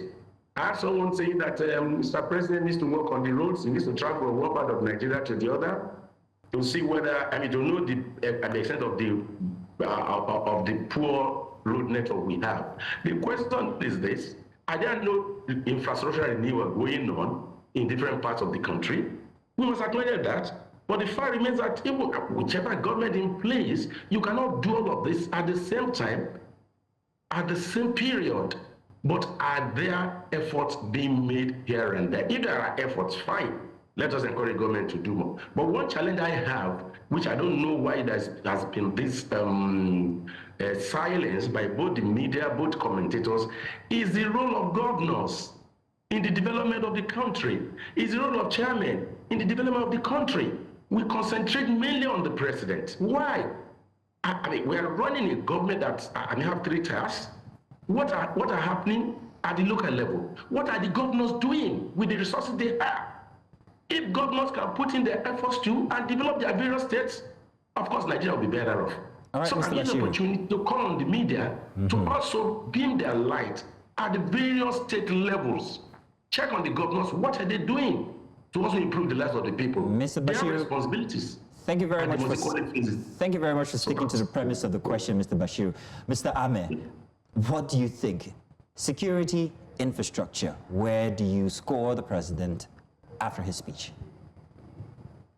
I think one of the problem people have is that they look at how the security agencies that they have appointed act as protection of state. Like those in power, they protect them, so they are loyal to them, so they are satisfied. They're not really worried. My friend talked about people looking at state. When the president was in the opposition, I didn't know how many times he was talking about state. He concentrated on the federal because he knew that the federal government determines a lot of things in this country. We have almost like a unitary system of federalism that you have to come to pack, like a feeding bottle, feeder pillar process. So you look at the security, for instance. What would the state governor do about security? The state governor is just a mere onlooker when it comes to security issues. If anything he does there, they'll call him an interloper. So whatever operation that has to stabilize this country's security has to come from the top. It has to come from the president. The president must not look at, for instance, last year, we had about 12 collapse, some of our national grade. Some was attributed to bandits and terrorists. What is the president doing to be able to stop such things from occurring? Because without power generation, without stable electricity, Nigeria cannot prosper. The president is not looking at people are being kidnapped in the southeast on a daily basis. Honorable Azuka was kidnapped some days ago in Enugu, in Anambra. So these issues are there, but people are trying to overlook it. The president must look at his macroeconomic policies, look at how whatever he will do best to be able to also improve, to boost the morals of the Nigerian forces. Look at police people retiring with 1.7 million naira for 35 years of service. A commissioner of police retired today, his pension will be 75,000 naira a month. So you must look at this, because if you don't boost this morale of these security agencies, give them barracks, accommodate them. They have been building houses for the president and renovating the president and vice president accommodation since he got to office, both in Lagos and in Abuja. What have they done to be able to improve on the lives of the Nigerian security officers by creating, building new barracks, renovating their barracks, and providing necessary tools that will help them move from one location to the other? Nothing. So these are the challenges of our times. And if we must resolve these issues, we must have a proactive action, not a reactive system that is currently in place. Nobody can travel today easily. People are praying that there should be train systems so that they will leave their car and move around. So because you move on the road, you are moving with either you are shouting hallelujah or you are shouting to your Almighty God so that you can get to your destination. If you have no such security as what the president has, the president will be going to Enugu. I dare him to travel by the road to see, because he's going to pass my village in Kogi State to see how the road looks like. But he will not. It's going to take a chopper. Because from here to Enugu State, where it's going to, how many hours? This is how presidents get to study the country, get to understand the needs of the people from community to community. You cannot sit as a president of the Federal Republic of Nigeria without knowing Nigeria, without knowing what uniqueness every community and what of the problems every community suffer. You cannot say that, oh, the state governor has his own budget, he does this. The state governor has limitation. As we talk today, yes, if the Buhari was able to sign the Electricity Tariff Act into law 2023, that is now helping for state to be able to generate their own power. But this infrastructure will take a long time. So the president must help to look at how he can solve this electricity problem, because electricity and power also contribute to lack of to the insecurity situation we have in this country. Right. So people don't know the nexus between these two. Points is very necessary that the president can solve this problem as quickly as possible. Mr. Ahmed, thank you for your submission. Right. Earlier on, during Mr. Bashiru's submission, he was saying that someone advised that the president takes the roads. And then, to assess how the conditions of the roads are, and then you went on to, point fingers at the governors. It's not, and that person, I need to put a name to that person. That person is none other than the presidential candidate for 2023 election cycle for Labour Party, and none other than Mr. Peter Obi. And he's not the only one who's voiced critics, who's been critiquing this speech. The PDP has also done that, saying that I'm looking for the right word now. The PDP voiced concerns about the speech, and they called the speech a mismatch with reality, and that's it. They called it a mismatch with reality. Peter Obi put out a number of recommendations for the president. He asked that he visits the universities to see how the TEP funds are being utilized when it comes to resources for the tertiary institutions. He asked that he goes for his next medical examinations, that he uses our medical facilities. He also asked that he visits our military personnel so that he could boost morale and security, right? Are these solid advice from Peter Obi? And does this not speak to the conditions and the realities of Nigerians and what they need? Mr. Akin, you have the floor. Thank you so much. I have refrained from joining issues with Mr. Ahmed, okay? But let me say this. I'm the chairman of my estate, and we have put in place a lot of security measures for our purpose. I don't need Mr. President to do that for me. So for anybody to come here and tell us that the governors have their, they have their limitations, what limitations? But I can understand, opposition rhetorics. It is allowed in democracy, and I don't have any problem about that. Okay? Now, when you talk about suggestions, the question I want to ask you is this. Mr. President will visit all the hospitals in the country. Mr. President would travel on all the roads in Nigeria before he knows there are issues. Is that what we are saying? Is that what we are saying? Fine. There are issues. But like I said, are roads not being constructed? Even at the local government level, are roads not being constructed? Even at the state level, are roads not being constructed? Even at the national level, is that what we are saying? Are we saying this government at all the 3 times are not doing anything at all? Or are we expecting that all the roads in the country can be constructed by the chairman, by the governor, who is in place at this point in time? Of course, no. Of course, no. Development would always be continuous. And that is my own position as far as this is concerned. But of course, we must equally appreciate the fact. If we talk about light, you will say there's darkness all over the place. There are places where they have light regularly. And you will also see that lately, there are more efforts being made by the government to decentralize even the distribution of light. Right. I can tell you clearly that Lagos State already now has electricity distribution company. There's another state. So states are now being encouraged. And what is the essence of this? Rather than keep a big elephant there at the national level, can we decentralize this? Mr. Akin, and now put the management of electricity in the hands of different states. It means that it's going to be more manageable. Right. Let's go back to your take on the roads. I would like for us to dwell on that a bit, because if you look at our road networks, right, there's the federal roads, the federal highways, and the states, right, and the state roads are the roads that the state, or rather, the federal high roads are the roads that the states cannot touch or even try to manage, right? Yeah. And it is by far the most used roads, so that's the most means of transportation for the average Nigerian, given the skyrocketed price of both fuel and, by extension, transportation. This festivities that we just left, a number of Nigerians had to break tradition, which meant that many of them had to travel by road to go back home, but unfortunately could not do it because of the price of it, and secondly, because of the safety of it.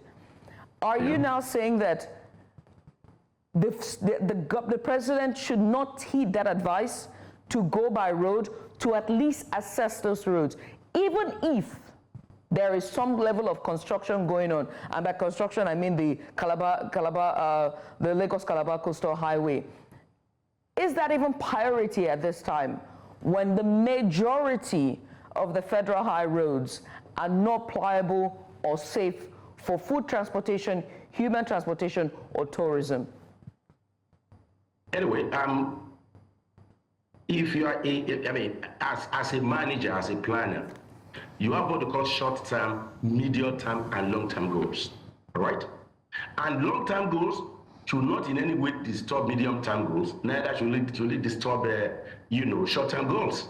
So talking about Calabar Highway, for me, while some people are condemning it, a lot of people are equally applauding it, which means we cannot have a consensus of opinion on even what the government does, all right? I can tell you this, you're talking about roads. I don't say that, the roads are not bad, but I'm equally saying that, is the government taking responsibility? You're talking about doing festivities. In the last 1 year or so, traveling from Shagamu interchange, you understand, along that road have been quite terrible. But I can tell you, last 2 weeks, I was traveling on that road, and there's been a lot of improvement on that road. The same thing happened in some other places. So my point is this, I personally don't see why Mr. President will have to travel from Calabar to... Are we saying that the government cannot pretend not to know where these problems are? But how quickly can these problems be put in check? And that's what we should be saying. And personally, I don't really see what Mr. President needs to do by traveling from Lagos to Ibadan, traveling all this. Why does he need to do that? Are there no ministers? Why will he have to require Mr. President to go to hospitals? And you don't think that that's grassroots? In a democracy, you don't think that that's grassroots? Because I find it far removed, right? If you find it okay to travel by... What's democracy? No, democracy? Hang on. If you can travel by road for campaigning, yeah. If you can go through all these places to campaign for presidency and to campaign for votes, what is now the difference, now that you are in power, to go back to those people that you canvass for votes to speak to them? Why do you need your ministers, your special advisors, and governors to do that? There's a difference. You're talking about different scenarios. I go around to campaign, and while going around to campaign, I take cognizance of the situation on the roads. Do I now need to go back again to now say, please, I've come to check again, are your roads good or bad? What are you talking here? Sorry. The government in place, the local government, the state government, they cannot claim not to know where the roads are bad. But the question is, how quickly can they make efforts to alleviate these roads? Mr. Bashir, are there efforts going on at the different layers of local government, state government, federal government, addressing these challenges? All right, Mr. Bashir, your submission is noted. That's a question for me. Now, Thank you very much. There are problems. Right. There are no interventions going on. Interventions are going on. Okay. Which now, none of us here can deny. All right, sir. But now let's move on to another issue, sir. The one you want at the same time is the challenge here. So the idea is not for us to just come whole scale. Yeah. Oh, he needs to go back to the road to go and. No, that's not what we need now. What we need now are suggestions on how to move the country forward. All right. Now, Mr. Bashiru, I want us to also discuss on another issue which is very contentious. And that is that the president, inside of his speech, made mention of the increase of minimum wage. The average Nigerian will now earn 70,000 naira and upwards as the states reviewed their own wages individually. This seems to be a good thing from inside of his speech. But when you put that against the fact that the cost of living has gone up times 3%, I'm wondering what you think about that, Mr. Bashir. But I'd like Mr. Ahmed to first respond to that, the issue of minimum wage. I think the president and those his supporters and analysts that are supporting him are disconnected from the hard reality. They only want to stand by the cheap rhetorics and the kind of cheap talks being pushed around. When you look at people for transportation from here to Lagos, to get a very good transport company, it's 58,000 naira. So how do people move around? It is the impulsive, irrational decision to remove the fuel subsidy without properly planning for it has crippled the Nigerian middle class and the lower class. There's nothing the president can say that about 70,000 naira minimum wage that has, reflected positively on the life of the worker. The worker today in most ministries are doing rotation. They don't go to work 5 times a week anymore. It's about 3 times a week as we speak to you. So you can't tell me that the out-of-pocket expenses that have greatly increased is so you can justify it by 70,000 naira minimum wage increase. And let me tell you something, go and verify this, that this 70,000 naira minimum wage is only for the first level of employment. It did not, they were not spreading it across all strata of the civil service, that like what you do before, you need to increase it by increase so that other senior staff can benefit from it. So what we are saying is that you talk about this. I must commend Mr. Peter Obi for being the opposition and the other opposition that offered advice, genuine advice to the president on how to govern. Because most times the opposition does, there's no opposition doesn't advise. Opposition says something. The man, my brother in the studio, said that he has provided security for his estate. That is to show the nature of state collapse of the agricultural system. Let me tell you, we travel abroad, we travel everywhere, we know how this system functions. The minimum wage cannot take any worker home. It's not taking our people home. It's not helping our people to get progress. Because at the end of it, the inflationary measures that are not being put in place, the overspending of the government literally put our money on fire by spending on things that are not necessary, that will not help our system to grow, that will not drive productivity, that will not increase the level of infrastructure. Look, today, ships come to Nigeria.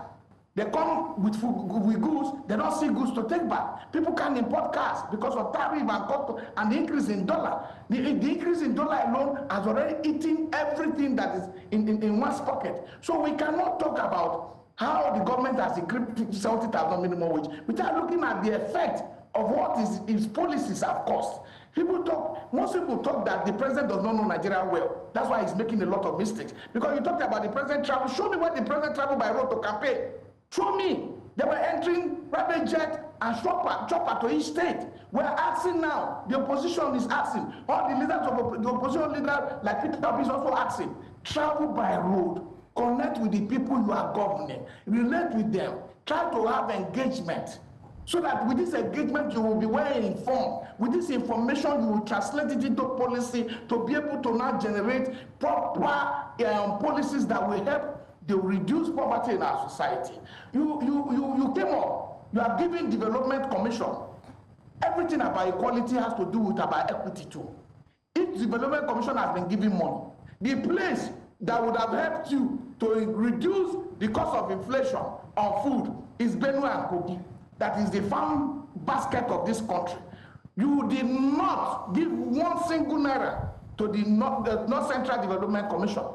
This selective justice, this selective administrative tactics that is isolating some and giving opportunity to others is not the kind of democracy we want to practice. The president must, if he's really interested to develop this country, must now start to listen to the voice of the opposition that are genuinely advising him. Because this country, what we are advising is that if this country collapse, it's not going to collapse only on people in government alone. It's going to collapse on all of us. That's why we have refused to join the group of spineless bootlickers who would decide to praise the president at all costs. This country belongs to all of us, whether you are in government or you are out of government. The function of opposition in a multi-party democratic system is to advise, is to point out, is to criticize genuinely on how this government or this country can work. And for us to say this fact is that there's no security in this country.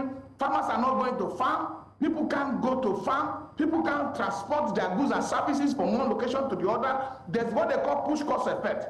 Has the president done anything? There's a report that says that when you are transporting your goods from Sokoto to Lagos, the money that security agencies collect alone for each of the checkpoints increase also to increase the cost of food inflation in this country, which is called push-through cost. The president should be an effective commander-in-chief by dishing out instructions that will help this country to grow. It must bring macroeconomic policies that will improve on the lives of our people, and not this handout of people killing on the road on the street of Bola, on people killing across. Look, let me tell you one thing.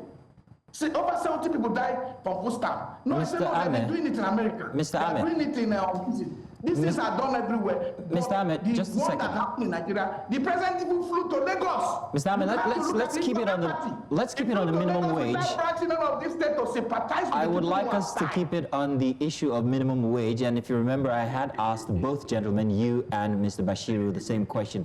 Mr. Bashiru, over to you now regarding the issue of minimum wage. Are we expecting that the presidency is going to cave in to Labour's further demand of an increase to minimum wage, even after the president in his speech, praised his achievement of the first administration to raise minimum wage to 70,000 naira? Yeah, thank you so much. Let me first thank you by bringing the gentleman back to our point of discussion. It's quite unfortunate that we lack the discipline to talk on given subject matter. And I must thank you for that. Minimum wage was the issue. I mean, I don't do distractions necessarily. Thank God Mr. President raised the issue of minimum wage in his speech, which is a recognition of the fact that the current minimum wage is not in any position to sustain those who are earning it. You must give it to Mr. President for realizing that. We will equally recall the various parameters and considerations that led to the 70,000 naira that was agreed by the Labour. A lot of negotiation went into that. And shortly after that came these increases, in the economy. And I equally remember very well that when the decisions about minimum wage were being taken, there was this clause there that recommended, frequent review of minimum wages. So if Mr. President, in his agreement with Labour, as at the time they were agreeing on 70,000 naira minimum wage, also had it in mind that it's going to be reviewed on a regular basis. And Mr. President has come in his speech, less than 1 year, talking about review of minimum wage. It shows clearly that he's conscious of the challenges and the fact that 70,000 naira will not be adequate. I don't know the point of argument here. And I must say this. If with 70,000 minimum wage, Mr. President is now said they are going to review it, what is the point of argument here? Is it that he said it continues? What I think should be the point of argument, and which is for the Labour, is to sit with the government and agree the extent to which this new minimum wage will be reviewed in line with reality. So for me, Mr. President is aware, he's fulfilling his promise, which he made to Labour, that minimum wage will be reviewed from time to time. And this he hinted in his speech. What should be the next thing is for the Labour and all the various stakeholders that will be involved in agreeing a new minimum wage to come together, to be sensitive and look at the parameters available and agree new minimum wage. So the government of the day is not averse to new minimum wage. And that is why Mr. President in his speech talked about that. I think that's my take on it. And finally, gentlemen, before I let you go because we're already out of time, right? We're going into 2025. For each of you, but I'll start with you, Mr. Ahmed. What is the critical point, the critical sector that you think that the president should focus for the first quarter of 2025? Very quickly, because of press for time, and then Mr. Akin, you have the floor. To talk about discipline. When we discussed, I first talked about the minimum wage. I discussed how inflationary measures are hitting the minimum wage, and I have to expand on how security and others affect this. Is a combination of forces. So you can't be talking about discipline when you are at a point. The fact remains is that the president must try to make sure that the power sector start to work and generate enough power, and then remove the discriminatory approach to band A, band B system.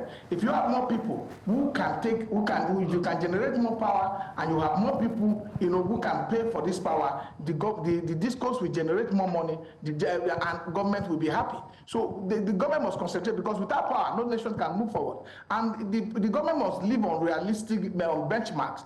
Talking about pumping 2.06 million barrels of crude oil a day, which I believe is unrealistic at this point, because if you look at what they generated and putting benchmark of 19.7 trillion coming from oil revenue, while what they generated last year was not up to that, it's like we are putting more pressure on the process of trying to govern. And the one thing that the Argentina president, who was elected at the same time with the president, have done, the first of the thing that the president should have done was to match his words with action. When they talk about cost-costing governance approach, with following the Russia report, by not over bloating the governance system, and then reducing cost of governance by making sure the line items in the budget are retrofitted to the problems that the Nigerian people are suffering from, and then have a budget approach that will not continue to repeat by purchase of cars, purchase of your kitchen utensils, renovation of the presidential villa, an approach that will not be realistic in nature,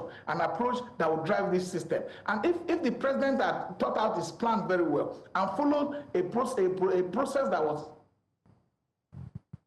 you don't put the cart before the horse, by making sure that these measures that would have not affect the minimum wage that he has initiated, by putting out these measures, making sure the CNG buses are on the street before the fuel subsidy was removed, making sure that this other housing system was provided for civil servants, so that the cost of whatever they are spending from their salary is reduced. So the president must also look at the roads. From Enugu to Oka, for instance, it's about 65 kilometers.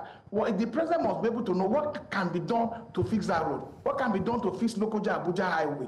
These are things that will reduce the problem that our people are suffering, and it will also help in the movement of goods and services, and this will reduce these expenses and the increase of cost of food alone, and other movement of equipment and human resources. So we can't go away from saying the truth to the president. The president should concentrate, and the president is the chief supervisor of all the ministers, saying the ministers are there. If the president cannot supervise the ministers will run amok, and they will continue to make mistakes and make policies that will impact negatively on the life of our people. So the president must, as he's the chief security officer of our nation, and he's also the chief supervisor of all the ministries, he must know how to be able to give target to these ministers. The last time he removed ministers, one of the questions I asked was that what was the template that was used to judge the ministers that were removed, when the ministers of power is still there, when the other ministers who have not performed optimally to standard are still there. So we remove politics and political consideration from how we approach governance in this country, and if we do that, we'll get a better standard of living for our people. Mr. Akin, you have the floor. Yeah, thank you. My own advice to Mr. President and other tiers of government is for them to be consistent in the pursuit of their plans. I'm not part of the government, so I wouldn't know the policies, in terms of the scale of opportunities and in terms of the timelines. But I would suggest, for example, now in the petroleum industry, I'm sure there's nobody who will say we are not making progress. Security at that level has improved, and the indication to that is the increase in the number of barrels per day that we now get to supply our petroleum industries. My position is this: consistency and timely implementation of strategies that will that will bring relief to the masses within a short period of time is what I'm going to advise the government to please continue to do. The president and his officials, they have clear ideas as to the urgency required in this country to ensure that life is made much better. So my advice is that let them remain consistent, let them be available to rejig their policies, their strategies where they're not working, and where they're working, let them prioritize and give attention to areas that will lead to quick resolution and make life much better. I also want to encourage Mr. President to please continue not to relent on his ass in solving the problems. He promised that by the end of this year, inflation will have been brought down to 15%. And like Rwani said, he said that's aspirational and ambitious. It's not unrealizable, but it takes a whole lot of consistency to achieve that. So let there be less of talking and let there be more of action. And I also call on Nigerians that Mr. President and his officials cannot do it alone. We must rally ourselves around as a country of a people and see how we can help the government through suggestions, through critical analysis, and not through, distractions that we know will not help our collective, going forward for progress. That's my advice for Nigerians and Mr. President. Thank you. Gentlemen, I must say thank you so much for taking out the time this morning to just have this very, very insightful discussion. Now, as always, opposition is important. It's important for checks and balances. The most important thing is that we are able to present our differing opinions and views in a very respectful manner, and both men have done justice. Once again, thank you, Peter Ahmed. He is the National Secretary for the Coalition of United Political Parties, just giving us a bit of his insight on the President's New Year's address, and also to political analysts as well, Akinola Basharun. Gentlemen, thank you. Thank you very much. Hello. All right, Bashiru, I beg your pardon. Bashiru. Forgive me. And Happy New Year to you too. Thank you. Now that was a very spirited debate, wouldn't you agree? Oh, goodness Absolutely me. Enjoyed that one. My favorites. We've got more coming your way. President's speech wasn't just going to go and nobody talk about it. Of course, we had to talk about it, especially at the start of the year as we look forward to better.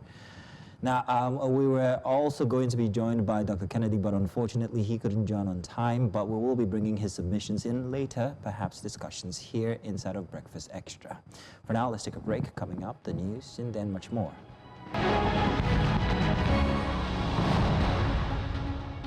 And welcome. Let's bring you the headlines for a Saturday morning. My name is Mazino Peel. You're watching News Central TV.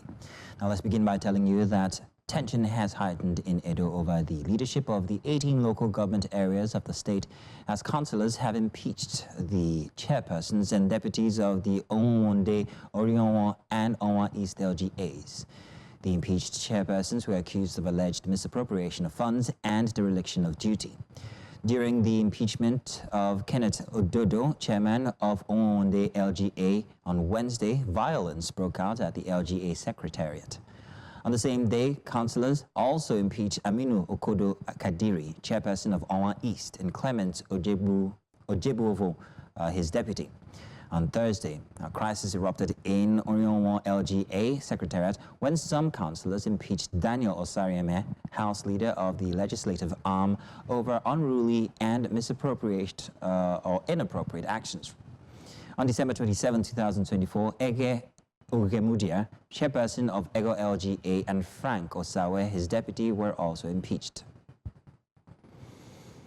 And in the meantime, suspended chairman of Onwa East and Ovia Southwest local government area, Dixon Ahonsi, and Edosa Enowo Rome, on Friday defected from the People's Democratic Party to the ruling All Progressives Congress in Edo State. Ahonsi defected with 5 councillors, while Onowo Rome moved with 8 of his councillors.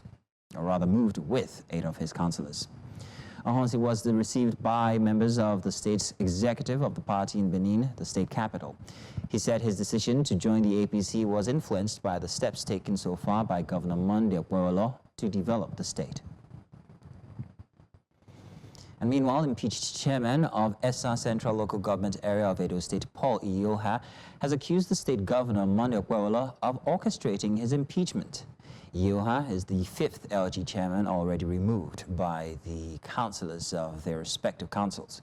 Recall that the chairman of Ego Onwa East, Ahunwande, and also Orionwa, and their vice chairman had previously been impeached. The opposition People's Democratic Party, the PDP, had also accused the ruling APC and Governor Bola in particular of being behind what it called extermination of constitutional democracy in the state. Iyoha, who faulted the process leading to his impeachment, noted that neither he nor other local government chairmen in the state were given a fair hearing before being suspended by the State House of Assembly. Now, Nasarawa State Governor Abdullahi Sule has fired the secretary to the state government and announced the dissolution of his cabinet. He also relieved all personal aides of their duties. The governor announced this decision at a special emergency executive meeting marking a significant change in the state's administration on Friday in Lafia. Sources close to the governor said the decision was long expected and disclosed that most of the sacked appointees may not be reconsidered to continue with the government.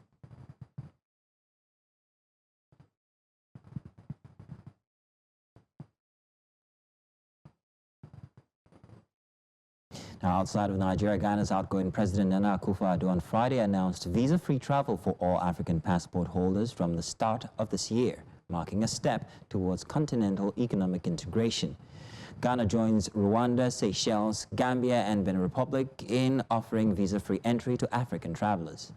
Ghana had previously allowed visa-free access to citizens of 26 African nations and visas on arrival for travelers from 25 others, while only 2 African countries, Eritrea and Morocco, required a visa before entry. The visa-free policy builds on Ghana's efforts to strengthen its international reputation, particularly through initiatives like the 2019 Year of Return, which celebrated the African diaspora and commemoration of 400 years since the transatlantic slave trade.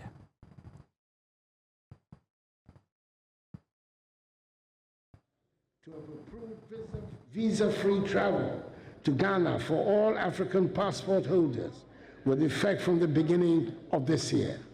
This is a logical next step to the African Continental Free Trade Area and the workings of the largest trading bloc in the world.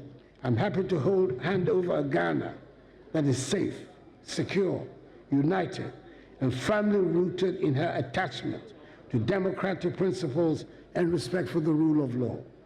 A nation that continues to shine is a beacon of peace and stability in an often traveled Africa and an uncertain world. And that's all the breakfast headlines for you this morning. Do stay tuned because we've got more discussions yet to come inside of our final hour for Breakfast Extra. My name is Mazino Peel.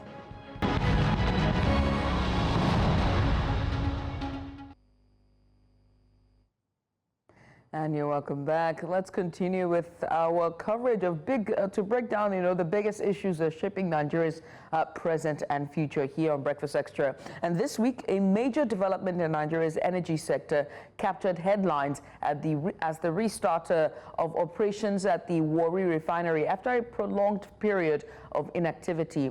Now, this according to the Nigerian National Petroleum Corporation, NNPCL. The refinery is now going to be operating at 60% capacity.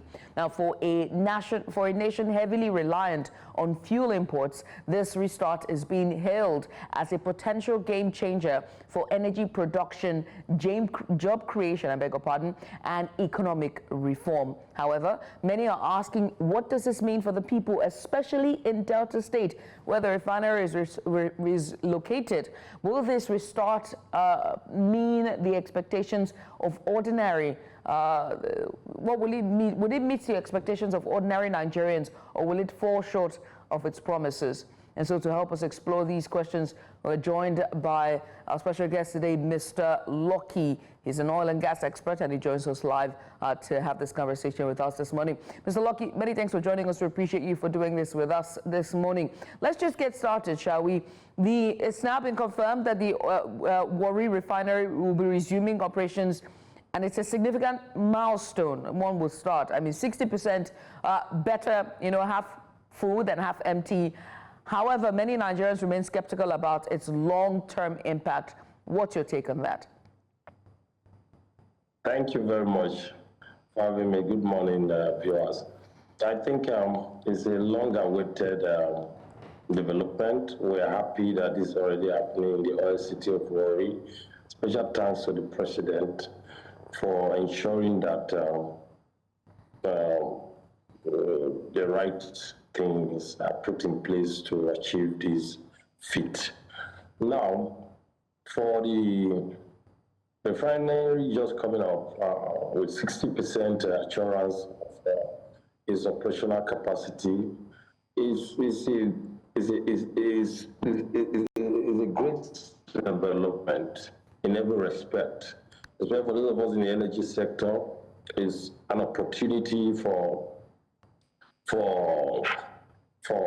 an investment for the investors that are looking at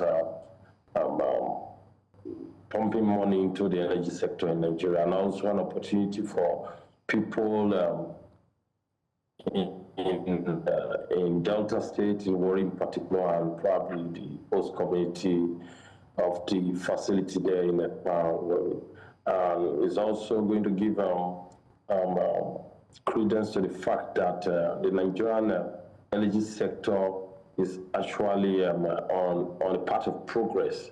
Only last year, the Dangote refinery kick-started full-scale production of the premium motor spirit, and the issues around crude supply and all of that, and also issues around the pricing of the product, and this goes to show that the deregulation that have been ongoing in the oil sector in the last 25 years or so is becoming a reality, and this liberalization of the sector will lead to competitiveness and also attract more investment. There will now be the other day, the Port Harcourt refinery was also up for production,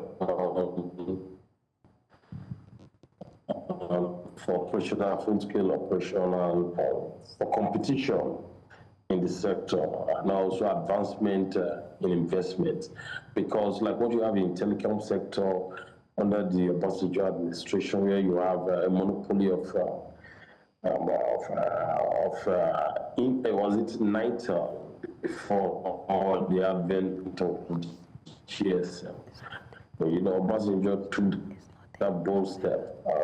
The right investments were done. Over $200 million was attracted into the national coffers there, bringing telecom companies, these private telecom companies on board. I don't want to market them, that's why I don't want to mention their name on your platform. But you saw the rivalry between all three of them that started there. You saw what that created for economy and the opportunities it created for young people and for adults as well. You saw how people took advantage of what the liberalization of the telecom industry presented. That's what we are looking at in the developments in the oil sector, especially the downstream sector as we move on. Thank you. Thank you so much for that. Now, I mean, Olowookere, I must ask about, a lot of persons have complained that 60% is not enough. It needs to be optimal at 100%. What needs to be done for it to get to 100% optimization? I think the journey of 1,000 miles starts with a step.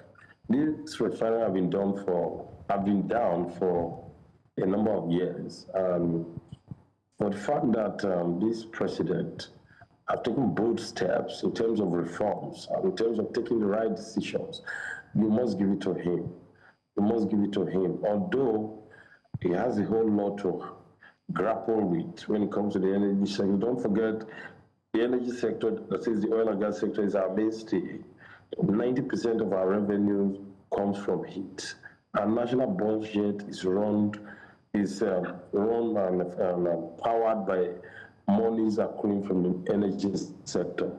And so the president taking this bold step to see through and follow through what previous administrations have started, to see that is able to achieve what needed to be achieved.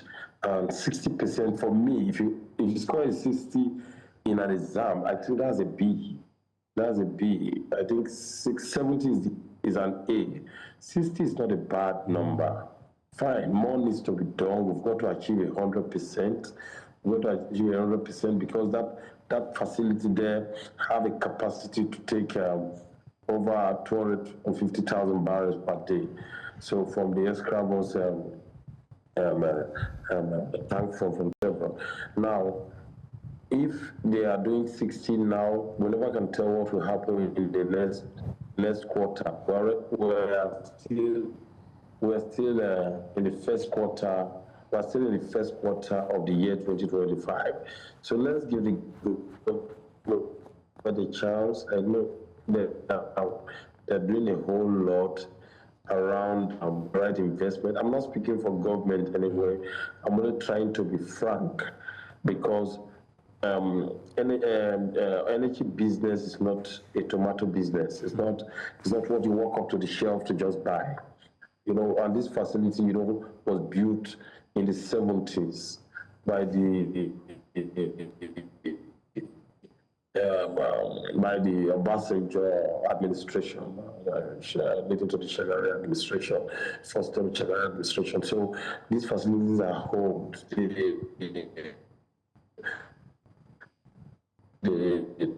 They've been undergoing time. What it's not a sprint, it's a marathon. So we've got to be patient and allow those responsible to carry the necessary actions and steps to do so. And I don't think they're doing bad at all, except for those that are not actually properly informed. Everything has to be done procedurally. I believe before the end of this year, they should be somewhere better than where we are right now. Mr. Igoyeta, thank you very much for your submission. We've just been told that we have Mr. Victor OJ with us, if I'm not mistaken. He's joining us right now. So I'm going to be directing my question to you, sir, Mr. Victor OJ. Now, Mr. Victor, let's talk about the rot inside of the petroleum industry. Let's talk about the fact that these refineries didn't just go moribund just like that, but they were caused to go so, whether they were left to go derelict or because of the internal workings of the people that run it, the management of these refineries. It was not transparent, there was no accountability, there was plenty of corruption. Can we say that the Warri refinery coming back online now is totally void of these issues that made it go moribund in the first place, or do we need to look more into how these refineries will be run, giving special attention to accountability? Mr. Victor. To start with, there is going to be mismanagement of the NNPC, the Warri refinery. We should respect it, owing to the fact that we have a leadership in Nigeria that has no value for accountability. Not until people are held accountable for their misconduct, Nigeria is not going to get it right. There's a lot of corruption going on in the oil and gas sector. We should also consider the factor of the hidden hands that sabotaged all our industries in Nigeria, our textile industries, our steel industries. They were all sabotaged in Nigeria. And these hidden hands, they want to ensure that Nigeria remains poor. They want to ensure that the IMF policies frustrate the Nigerian economy. What is going on in Nigeria it's not just an internal crisis or internal problem. We should take note that we have external hands. You can see that before the presidential election, every presidential candidate in Nigeria flew down to United Kingdom for meetings. Take note that before President Buhari became president in 2015, he also flew to United States of America to consult with Barack Obama. So that will let you know that we have a corrupt system. The Nigerian system has been rigged to fail. If you look into the NNPC worry, the means and methodology of job recruitment, you will see that it's also rigged with corrupt practice. There's no transparency. It is not merit-based. There's poor representation when you talk about the Federal Character Act that gives or that mandates positions to be shared equally among all ethnics in Nigeria, because we are Nigeria. Despite the fact that it is based here in Delta State, which means that our locals, that their soil will be polluted through oil exploration, should have some benefit, and that is where the Local Content Act comes in to protect the interests of the locals. But then the system is weak. That is why I've always suggested that if we want to get it right this time, because there's going to be vandalism of the pipelines, there's going to be kidnapping, crime rate is going to increase. We also know that, of course, on the positive side, local businesses is going to boost, the local economy is going to improve. But then we should also consider the social dimension of crime control, which is the youth. Because when you look at crime, 90% of those involved in crime, criminal conduct, are basically the youth. What is the NNPC putting on ground to address crime control? Because we should not focus on architecture of crime alone. I'm talking about improving or increasing the number of police, getting more vehicles for police, getting more bullets, getting more ammunition. No. We should look at the social aspect. Look at other crimes, as in Europe, as in US, as in Canada. You see that they operate a social democracy there, which focuses on the welfare of their people. If Nigeria goes into that, it is not a crime. We recall that President Obasanjo is part of the problem of this country with respect to the minority reports of the late 70s, the minority constitution. We had the opportunity of having a minor and a major constitution. The group led by the late Bola Usman and Dr. Segun Olowookere, currently Professor Segun Olowookere, you see that they prepared a minority report, constitution, that would have taken care of the youth of Nigeria. Had it been President Obasanjo was not negligent of the minority report, today, Nigerian youth will be enjoying, Nigerian youth will have benefit from the government. Victor. Take note that every scheme of the government that addresses socio-economic issues, whether from the CBN level, whether from the social investment program from the federal government or the state job creation program, the audience that needs those attention, they are never gotten. Victor. That is why crime is going to affect the operations of NNPC, worry. Victor. Unless the government takes care of the youth or our people here. Okay, then, Victor, we're going to come back to that, Victor. Crime is going to affect the operations. Victor, we're going to come back to that. Victor, I must ask you then, because the youth, we have to, you've centered the youth, so let's start the conversation there from the youth.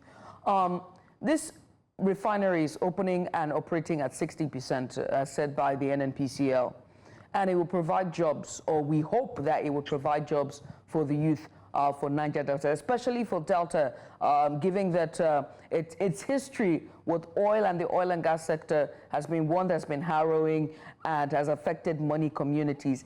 Is this a welcome development for the youth at the grassroots level? It is not a welcome development because of the process of recruitment. Like I said earlier, our people are not considered. Don't let anybody deceive you. The NNPC worry is not a Delta State government project. It's a private company owned by the federal government that operates under the federal government. So it is not the interest of, let nobody come here and deceive our people that because of NNPC is a worry, that it will help our people. No. NNPC is more of the northerners. So, sorry, go ahead. Go ahead. I mean, if you're saying the Southwesterners and the Northerners control about the recruitment process, is it transparent? So are they carrying our people along? Now let's. If anybody says that it's going to be transparent, let the person give us his contact so that we will hold him accountable and call him out when our people are rejected or they are not considered during the recruitment process. Victor, now the refinery, although situated in Warri, is also a national entity, which means that everyone has a fair share to it, right? Now, we hope that at least some certain level of locals in this region would have access to it in terms of employment.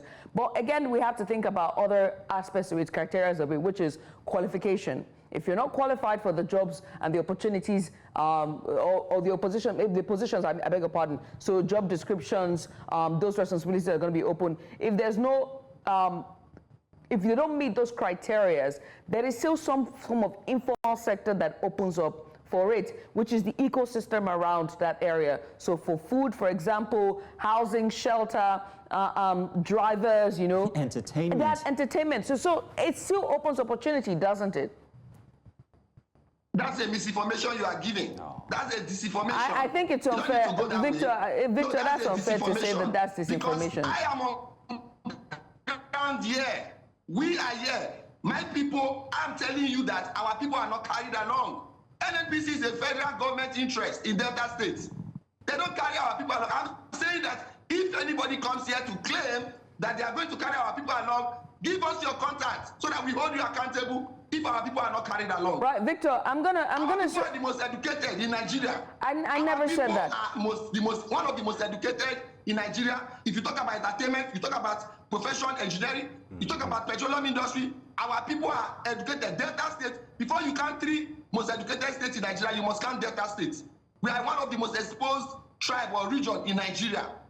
If you talk about Niger Delta, Delta State is #1. We are educated. We are qualified, whether master's degree, whether first degree, whether doctorate, any level you want to go, we have it.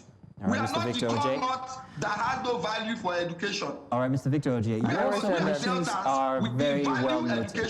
So you cannot use education to disadvantage us. We are educated people. Mr. Victor, so I have to apologize, right? If you seem to misinterpret what I said or what I meant. I never said that the indigents of Warri or Delta State are not educated or are not qualified for the job. What I said is if they do not meet the criteria, there is some level of informal sector that would be open, and that means opportunities for others as well. That's what I meant. Meaning that there's going to be an ecosystem around that refinery. Don't you think so? That's a question I'm asking. I never said that the indigents of Warri are not qualified for the jobs. I still stand with what I am saying, or like I've said earlier on, the methodology for the job recruitment is not transparent. They should make it transparent. They should make it open. Are you not aware that this is Nigeria? The CBN doesn't make their employment process transparent. A lot of sectors, Nimasa, name it, there are a lot of federal government sector that are high paying. The procedure for recruitment there is not a transparent one. NNPC is not going to be otherwise. All right, Mr. Victor Oje. We also still have Mr. Ihoyota that we have to speak with, Mr. Victor. Thank you very much. Your submissions are well noted, and I do agree with you on some of those grounds. But Mr. Ihoyota, let's talk about the facts that he has raised, that Victor has raised. The social effect of having the refinery come back online, jobs, security, especially security. I find that very interesting, actually. I never thought about it myself, but what's your take? Thank you very much. And I was laughing when Victor was just reeling and raising his concerns about fairness and equity. I don't think Victor knows what some of us are already doing now around that. I don't work for the NNPC and I don't speak for government or the NNPC. I'm the chairman of a progressive union technical committee on the oil and gas. I'm an energy expert. I've been in the energy sector for about 14 years. Now, the issue is this. I'm also an activist of some sort. All Victor have been saying are true, even though people are also not following up with development. Now, only recently the NNPC embarked on a recruitment program. How many Deltans, how many Robo people, how many Shekiri people, how many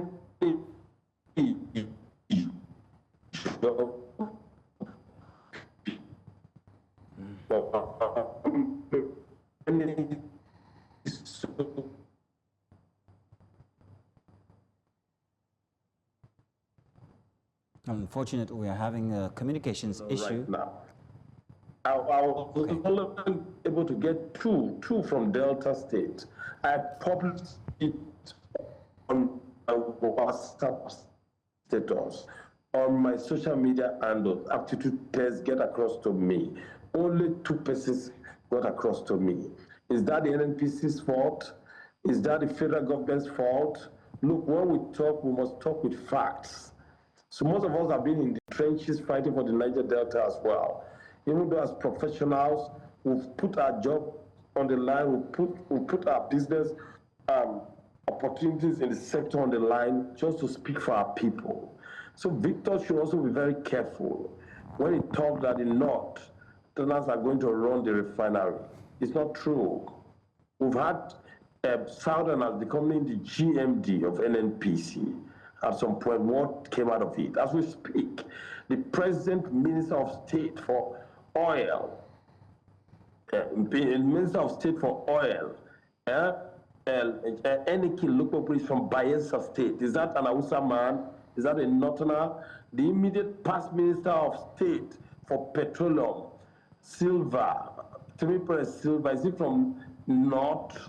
Now, Mr. Is he from Northern Nigeria? No, I ask, the present Commissioner for Oil and Gas in Delta State, Ovejitobo, is he from elsewhere? The immediate past Commissioner for Oil and Gas, Vincent Oyibode, is it a non-indigenous? Look, it's not a question of indigenization thing. It's a question of putting the right people in the right place. It's a question of putting square pegs in square holes and round pegs and round holes. Even if they put Victor there now on that seat to recruit, Victor, will you recruit the best of hands? Look, we must speak truth to power. I understand his complaints and his plights, but there are better way we can all go about it. This refinery that I've just started is going to create opportunity for worried people. I'm a worried boy. As I speak with you now, I'm in Sapele. I'm a full-blown debtor. So, Victor should not be talking as if I'm speaking for President Tinubu. Number one, I'm the member of the APC. I'm not a fan of President Tinubu. I'm only talking like a professional here. So, that said, talking about the opportunities are here, and people should tap in. Businesses in that environment is going to boom. BRICS businesses, those selling food, those selling mama food, those doing small, petty business should seize the opportunity. The refinery is back. Our people should take advantage. All right. Thank you very much. Well, gentlemen, I must say thank you to both yourself, Lucky and Victor, for taking out the time today to join us for this conversation. It is clear the Warri refinery will start at 60%. Still, whether or not 60, 100, we'd like to look at the cup half full, and that means that indirectly the community, directly and indirectly the community at large will benefit from it. Gentlemen, thank you again. And now we're going to a short break. When we return, we look at the reports that made our president, yes, President Bola Tinubu, as well as Kenya's president into the spotlight, making them a finalist as Person of the Year, and not in a good light. Stay here.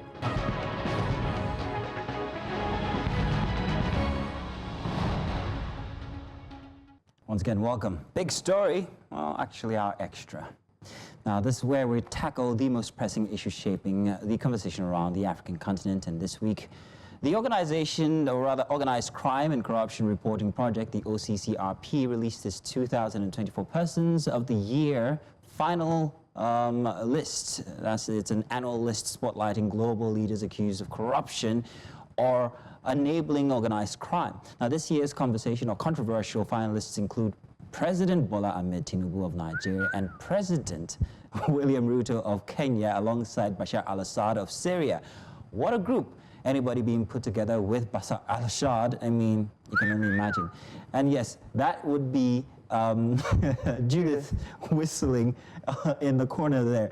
But the OCCRP's report alleges serious governance and financial misconduct claims that have sparked heated debates in both Nigeria and also in Kenya as well. Now, while supporters of Tinubu and Ruto dismiss these allegations as politically motivated, critics argue that such recognition underscores the need for transparency and accountability in leadership. Judith. Oh, yes, indeed. And so to help us unpack this, we're joined by Segun Olowookere. He is a senior reporter at pulse.ng, and he will provide insights into Nigeria's reaction to Tinubu's inclusion on the list.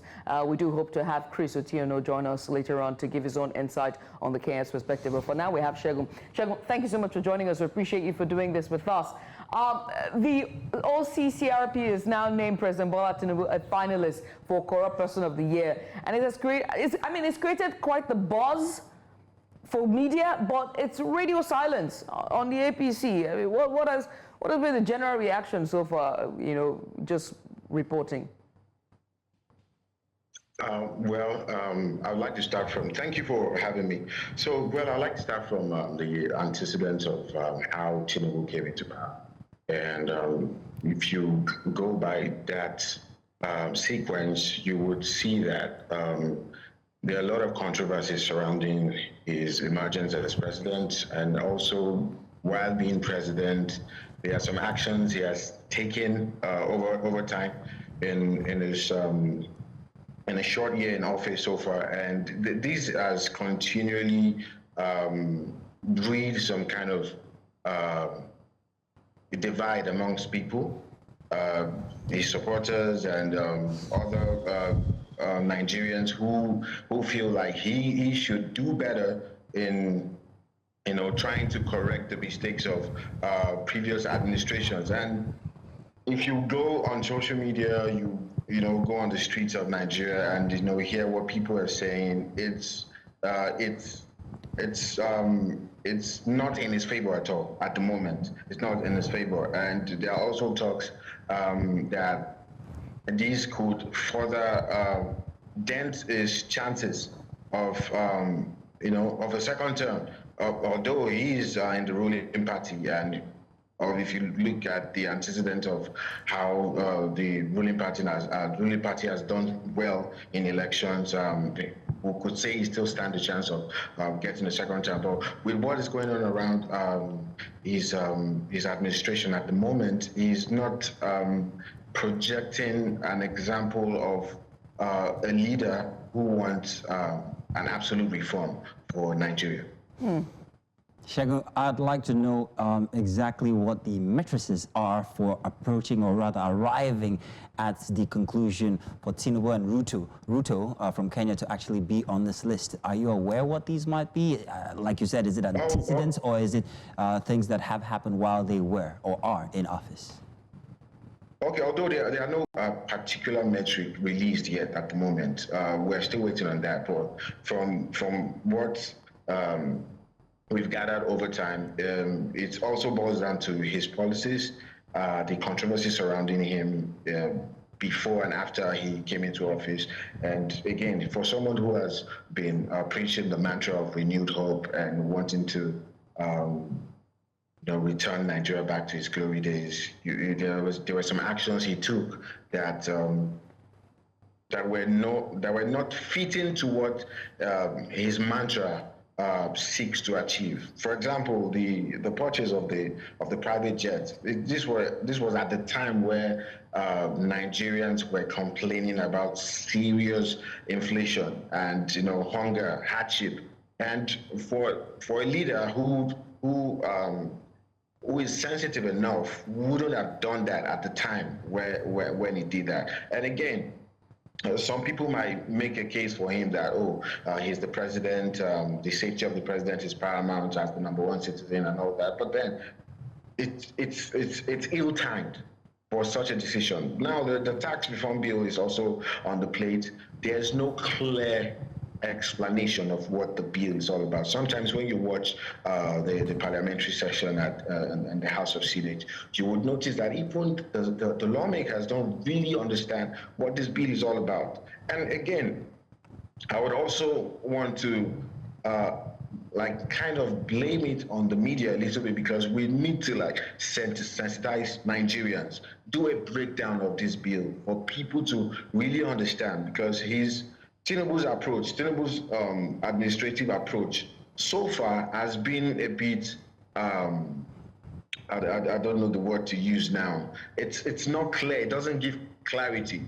Some of his policies might make sense at the surface level, but Nigerians want in-depth information. Nigerians want in-depth analysis. Nigerians want to know what they are going into.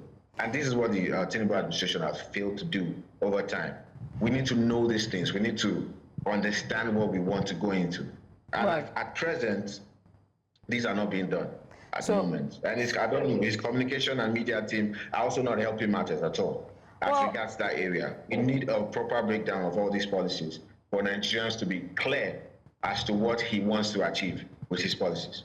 So policy messaging seems to have an issue, according to you, like you said. But let's also look at the economic metrics of things as well.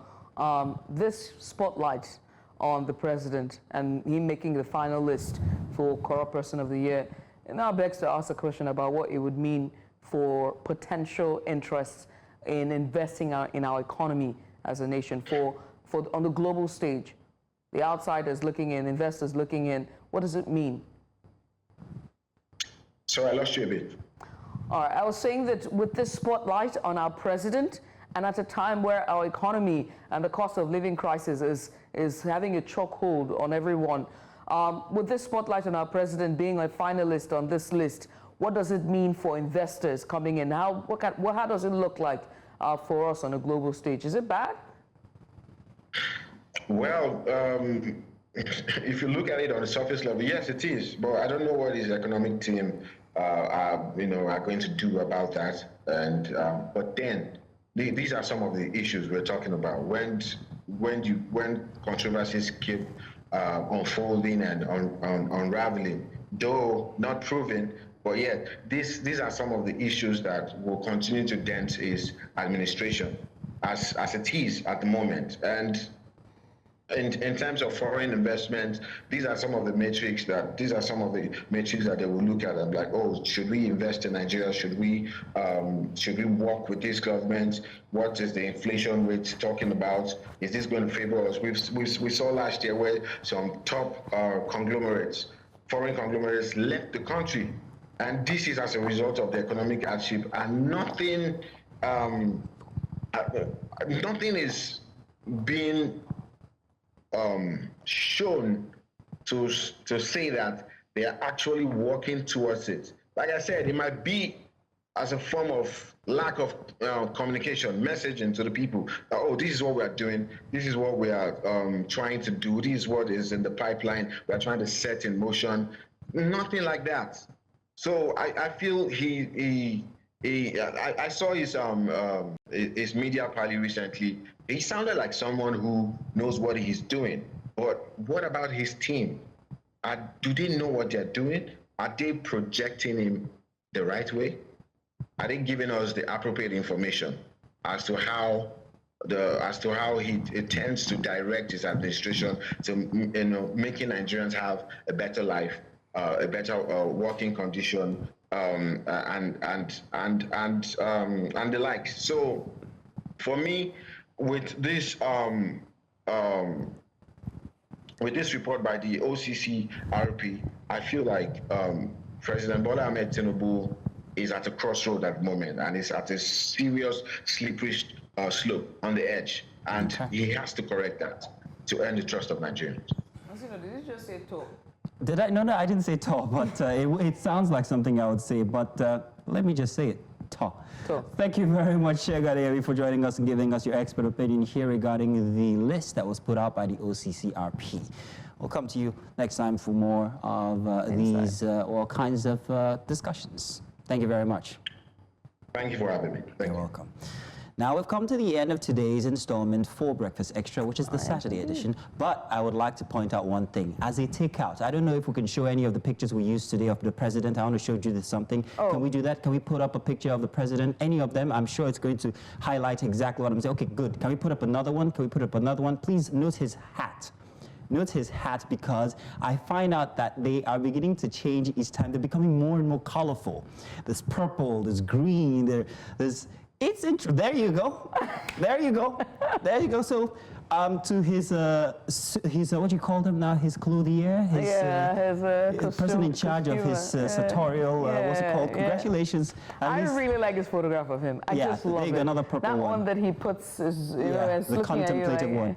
Well, at least he's doing one thing good. We love the addition of color that he's putting in our lives. Wasn't it always colorful? No, it wasn't always. It was always very austere. But now it's beginning to get different colors, and I like it. I like it. I like it. At least let's give him something. You got to give him something. Because you know what I mean. Like, yeah.